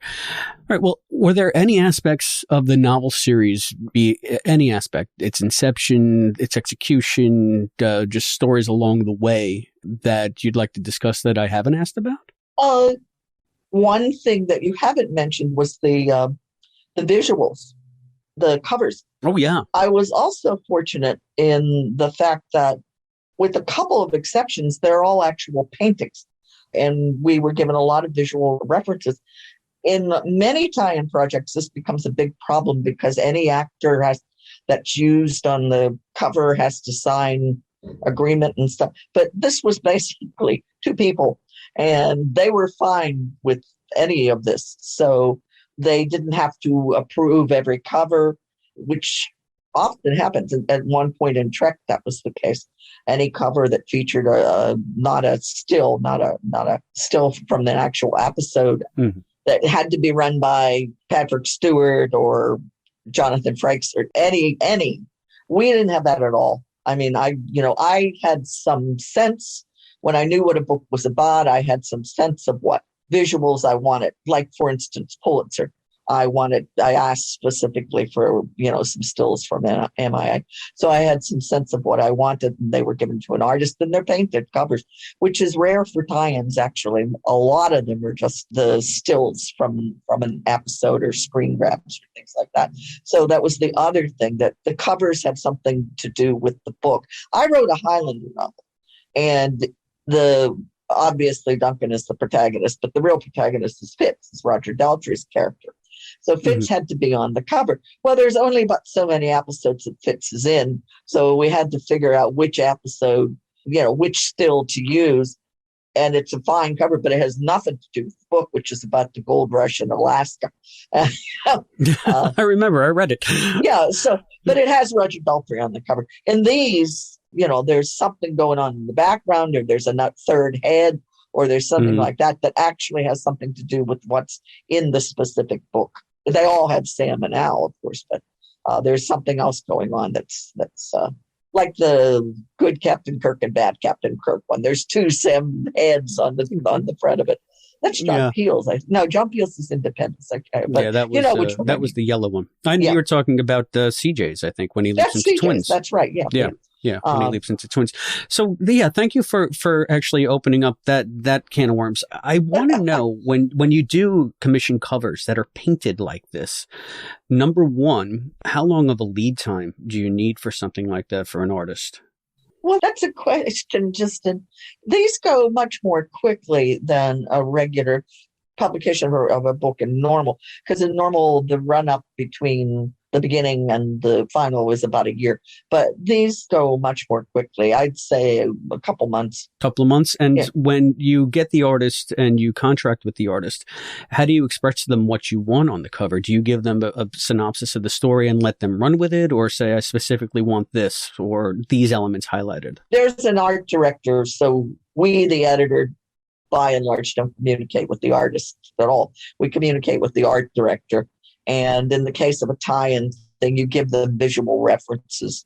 And Bacala and Stockwell are Bacala and Stockwell, so they always look alike. But the art director has a summary of the plot. And there's an art cover conference. And you say to the art director, you make suggestions of what else might, be on the cover, in addition, in this case, to Sam and Al. And then the art director communicates with the artist. And when the artist sends him sketches, they're shown to the editor. And in this case, even though they were not paying all that much attention, we did send stuff out for approval, but I don't think I have no memory of them ever asking for a cover to be changed. Yeah, I think that there was one small thing on my cover. Again, I have it here in front of me, but there's this shot of Sam. I have the original artwork. You sent me a print when the book was published and the cover had been approved.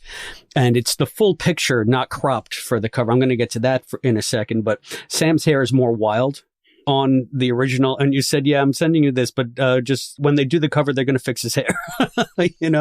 So it's like, it seemed like little things like that in my personal experience dealing with you in the novel series.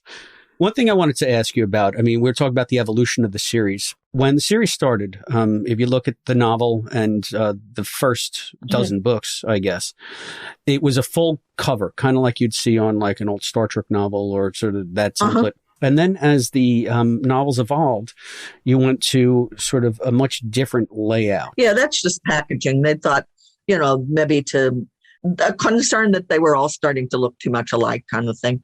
So that's a design thing. That was the main reason, because every one of the covers has Sam and Al on it, and maybe something else. They were concerned that it was all, and the Quantum Leap, the authorized Quantum Leap logo. They were concerned that they were all starting to look a little bit too much like, so they changed up the packaging, because they can't change the typeface because it's the official Quantum Leap logo. This happens all the time in series books, basically. People will refresh the package is how it's referred to. Right. So as the series went on, I guess, and you don't have to answer this if you don't want to, but can you give me an example of when the series kicked off? I guess the sales were high, but then I'm assuming they had to have just slacked off after a while. Did you have an idea when the beginning of the end would be, or what was sort of the turning point where you knew, okay, we did our best work, but now the series is probably going to come to an end? I don't remember what the actual numbers were.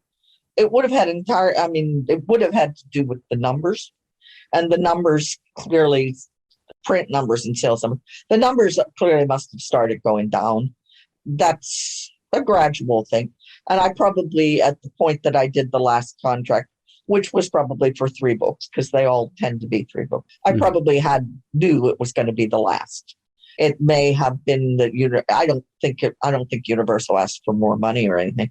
I think it was just it was diminishing returns, I think, in the standard business speak.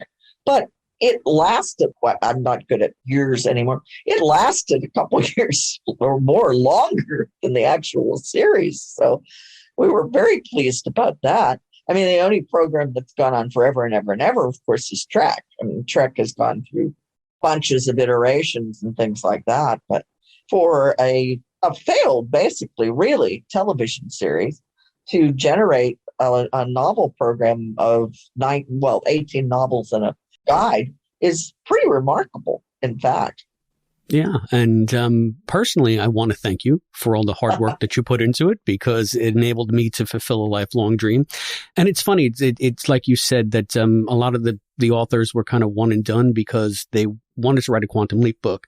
Mm-hmm. And I found that as I kept writing after doing Foreknowledge, it just wasn't something that was satisfying me like writing Foreknowledge did. So I thank you for creating like a unique circumstance for the fans to express themselves in a professional medium.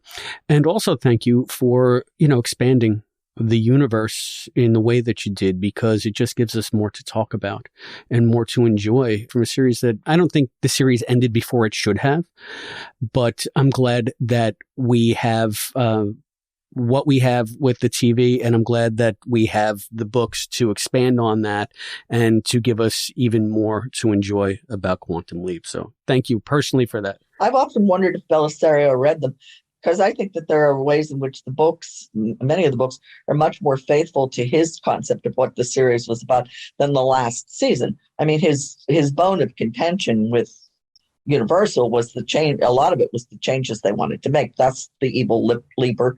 That's the famous story of they wanted Sam to have a teenage leap companion. I mean, they wanted him to do things that he just did not want to do and wouldn't do. He did do the evil leaper thing, but he knew that it was going to be the last season. So the Lee Harvey Oswald episode was again done doing something rather than paying to go to a therapist, because, well, you probably know, I mean, you do the podcast, the guy that Lee talks to when he's in the army and about a gun or something was Don Belisario. He met Lee Harvey Oswald.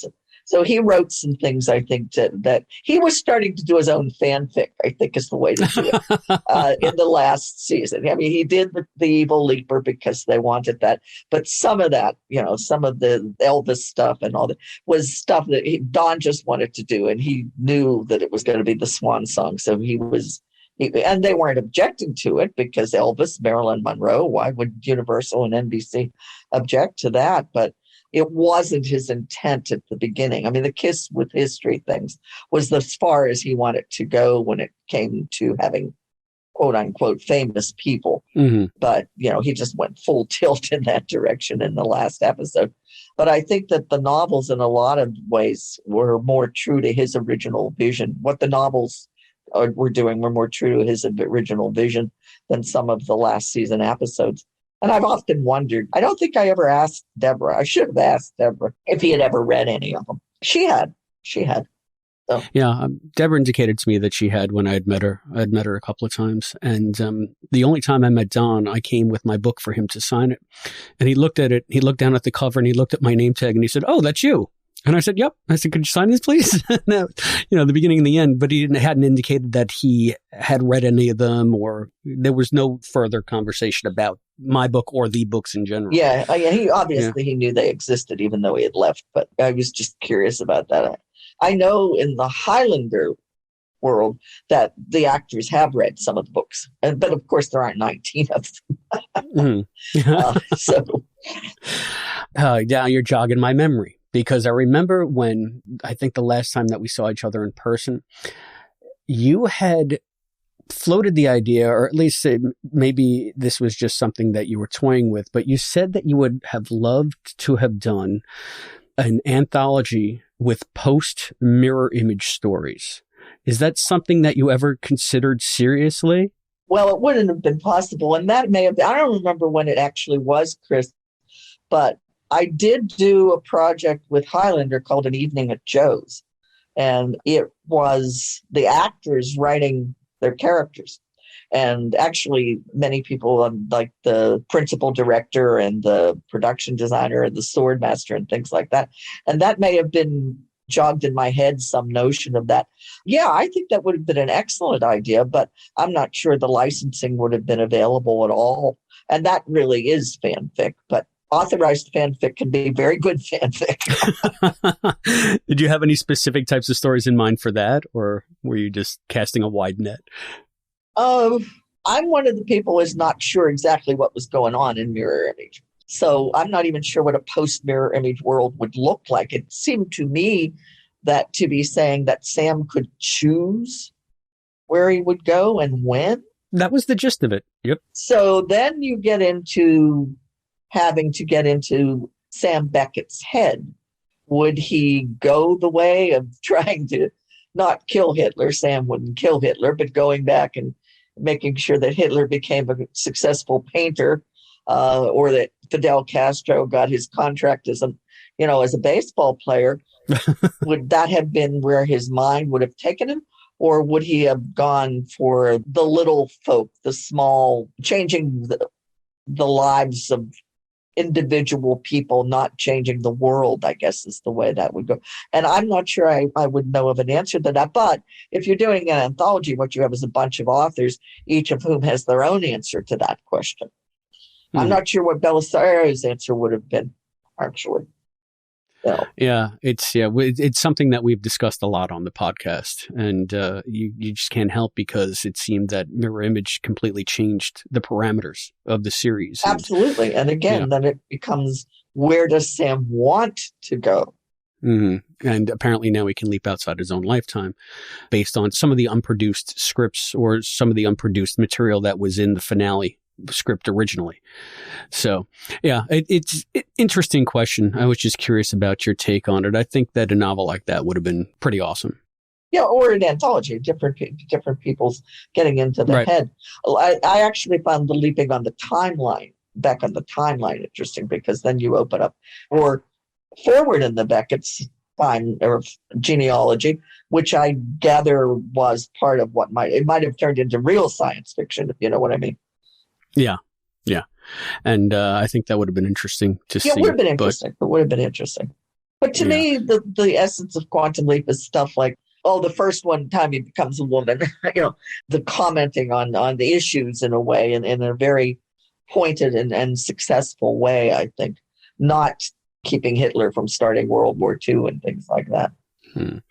Well, I mean, on the whole, I think that the novels embraced a very broad range of types of leaps, types of ideas, and explored a lot of interesting ground that the show couldn't. And I want to thank you for that as well. Well, Ginjer, thank you very much for enlightening us, for giving us this fascinating history of the novel series, and for spending the time with us today. You're most welcome. It was a pleasure.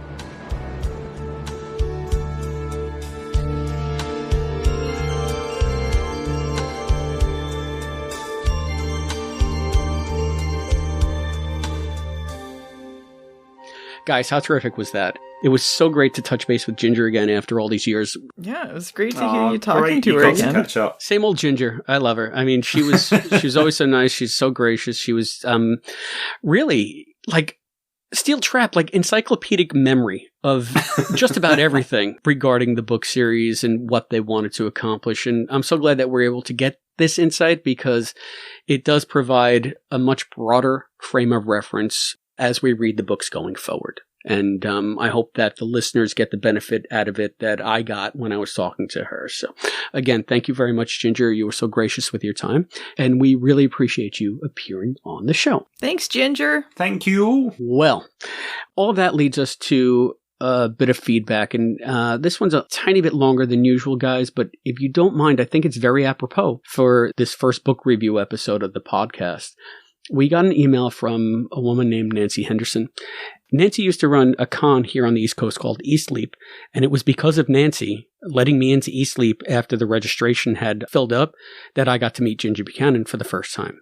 So, and, you know, talk to her about my book. So it's sort of all relevant. Oh, wow. Yeah. And I know that we haven't mentioned it yet, but this is the first show that we three have recorded for the main feed since Dean's passing. So it was Dean's passing that actually got Nancy to discover the show and reconnect with me. So I'm going to start with a letter that she wrote.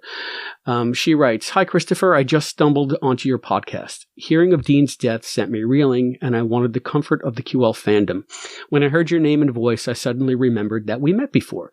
It took a moment, but then I realized that you attended the second East Leap. In fact, you called me and explained how you had to get in even though we were fully booked, that it would be your opportunity to pitch your book idea. As the creator and leader of East Leap, I bent a few rules, and the rest, as they say, is history." Ooh, that's crazy. I loved your book. I never got the chance to tell you that, nor to thank you for putting me in the acknowledgements. That was a real thrill. Thank you. I'm so glad to hear that you are still involved with the fandom. I look forward to listening to many more of your podcasts. Also, the videos on your site are amazing. I loved watching the unaired ending of the final episode. I never even knew the new Beth scene was shot. Great save. I've spoken with Scott and Dean on several occasions. I attended and taped Dean's star ceremony and the first Quantum Leap convention in LA, but I didn't really meet Dean until I flew out to California to attend a luncheon they had in honour of Dean and Joy's environmental efforts. A pushy friend dragged me over to him and said, "This is Nancy Henderson. She flew all the way from Philadelphia to meet you, and she's known as the Dean Fiend." That's better than alcoholic, I think. Yeah. Nancy continues, "I was so embarrassed, but Dean got an impish grin on his face and said, 'So, are you the Dean Fiend?' All I could come up with was, 'So I've been told.' In actuality, I created the name for an online chat room. We talked about the environment, but the rest was really a blur. I got to talk to Dean a few more times. At the third LA Con, which was put on by fans, I was one of several videographers. My job was to film Dean all day. I was elated." Dean and Scott were invited to the second East Leap. Dean called me back himself and said he couldn't attend because he was shooting something in Australia, but that he would send along some items for a charity auction. I had been out when he called, so you can imagine my thrill and shock when I heard his message on my answering machine. Don't get me wrong, I love Scott too, but Dean was just my cup of tea. So if you ever need any info on Dean's career, look me up. I studied it for several years. I had a list of his movie roles that was over 150, and that was in the 1990s. Anyway, thanks for your podcast and all you do to keep QL vital. Nancy. Isn't that a terrific letter? Great. Oh my God. This is amazing. All the stuff that she got to do. Can you believe this whole show? I'm sorry. This is like Chris-centric old home week. I'm just hearing from people that I haven't heard from. And so I get to speak to Ginjer. I get to hear from Nancy again. I wrote her back. She wrote me back. We've been corresponding since I got this letter. It's so nice to be back in this space. And Nancy, thank you so much. I feel like I wanted to include this letter, not because she loves my book, because, you know, who wouldn't? But it was almost like the perfect synergy because we are in sort of a dark place now in Quantum Leap fandom with Dean's passing. And, you know, she does touch upon that, but it's so wonderful to hear how great he was in person and how she got to interact with him. And thank you, Nancy, for allowing us to share this on air with the listeners. I'm sure that everybody was happy to hear your positive experiences with Dean Stockwell. I know that he will be missed. I know that the fan community is still reeling a little bit, but it's stories like these that I think will bring us to, some acceptance of our loss and bring us towards healing, and coming together as the fan community that we are really is the way to go about that. And I think she's facilitated that nicely. So thank you, Nancy, so much. It really was what we needed to hear at this time. And it just so happened to coincide with the first book show perfectly. So yeah. I'm really glad that we got to hear from the Dean Fiend. I just want to say. I do like that. I think I'll use that instead of alcoholics from now on. Or maybe interchangeably, I'm not sure. But if you'd like to be like your fellow Dean Fiend, Nancy Henderson, and get in touch with us, there are many ways to do so. You can get us by phone at 707-847-6682. You can email us at quantumleappodcast@gmail.com. You can find us on Facebook at facebook.com/quantumleappodcast. You can hit us up on Twitter or Instagram at quantumleappod, or you can go that extra mile and support us on Patreon at patreon.com/quantumleappodcast. Just remember that we may use your response on an upcoming episode of the Quantum Leap Podcast. And speaking of upcoming episodes, Matt, tell us what's next. Well, it looks like we're going back to the very beginning, back where it all started. We're going to Genesis. Control! Yeah, what's happening, Gushy? He's leaping! Ziggy said no, but Sam's leaping! He can't leap, we're not ready. Tell Sam that! Put him on! I can't, he's in the accelerator!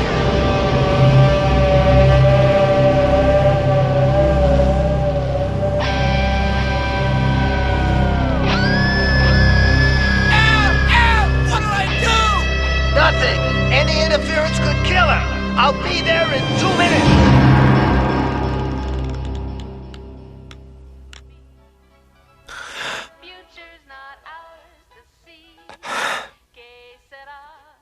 We did it. Did what? I can't remember. I can't remember anything. Who am I? Where am I?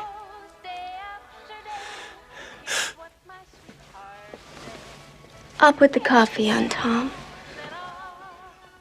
Oh, boy. Very exciting. Woo-hoo. Right? It's going to be good. Yeah, looking forward to talking about that. Yeah, I got to tell you, just in way of some broader context, I found a TV channel on my streaming service. It's just a free channel that plays Quantum Leap basically all day long. And I've been seeing so many first season episodes, like complete versions of first season episodes that I've never seen outside of syndication. So it's really exciting for me to go back to Genesis and maybe see it uncut the way it was meant to be seen the first time. I might actually get a Blu-ray player and the Blu-rays. This is how excited I am to be going back to the beginning of the series. Hot dog. All right. So, Matt, I'm going to rely on your guidance to tell me what kind of Blu-ray player to get because you're a techie guy, but, we can do that off mic. Anyway, I'm feeling so much more committed to Quantum Leap now that the show proper is over than I have since we began the podcast. I'm so excited to be going back and talking about the books and all this stuff. So until then, I have been Christopher DeFilippis. I've been Allison Pregler. And I've been Matt Dale. And we'll see you next time. Thank you for joining us for this episode of the Quantum Leap Podcast, hosted by Allison, Matt, and Chris, with voice talent and contributions from Hayden McQueenie and Zoe Dean. Visit us at quantumleappodcast.com. To support the show, please go to patreon.com/quantumleappodcast. The executive producer of the Quantum Leap Podcast is Albert Burge. Christopher DeFilippis and Hayden McQueenie are the co-executive producers. Morgan Felden and Charles Allen Gossard are the producers. The thoughts expressed on this podcast are those of the individual and do not necessarily represent those of the Quantum Leap Podcast, its partners, or affiliates. The Quantum Leap universe and all it contains is the property of Belisarius Productions and Universal Television. The Quantum Leap Podcast is not affiliated with Belisarius Productions or Universal Television, and no copyright infringement is intended. Please visit barrenspace.com for this and other amazing content. The Quantum Leap Podcast is a Barren Space production.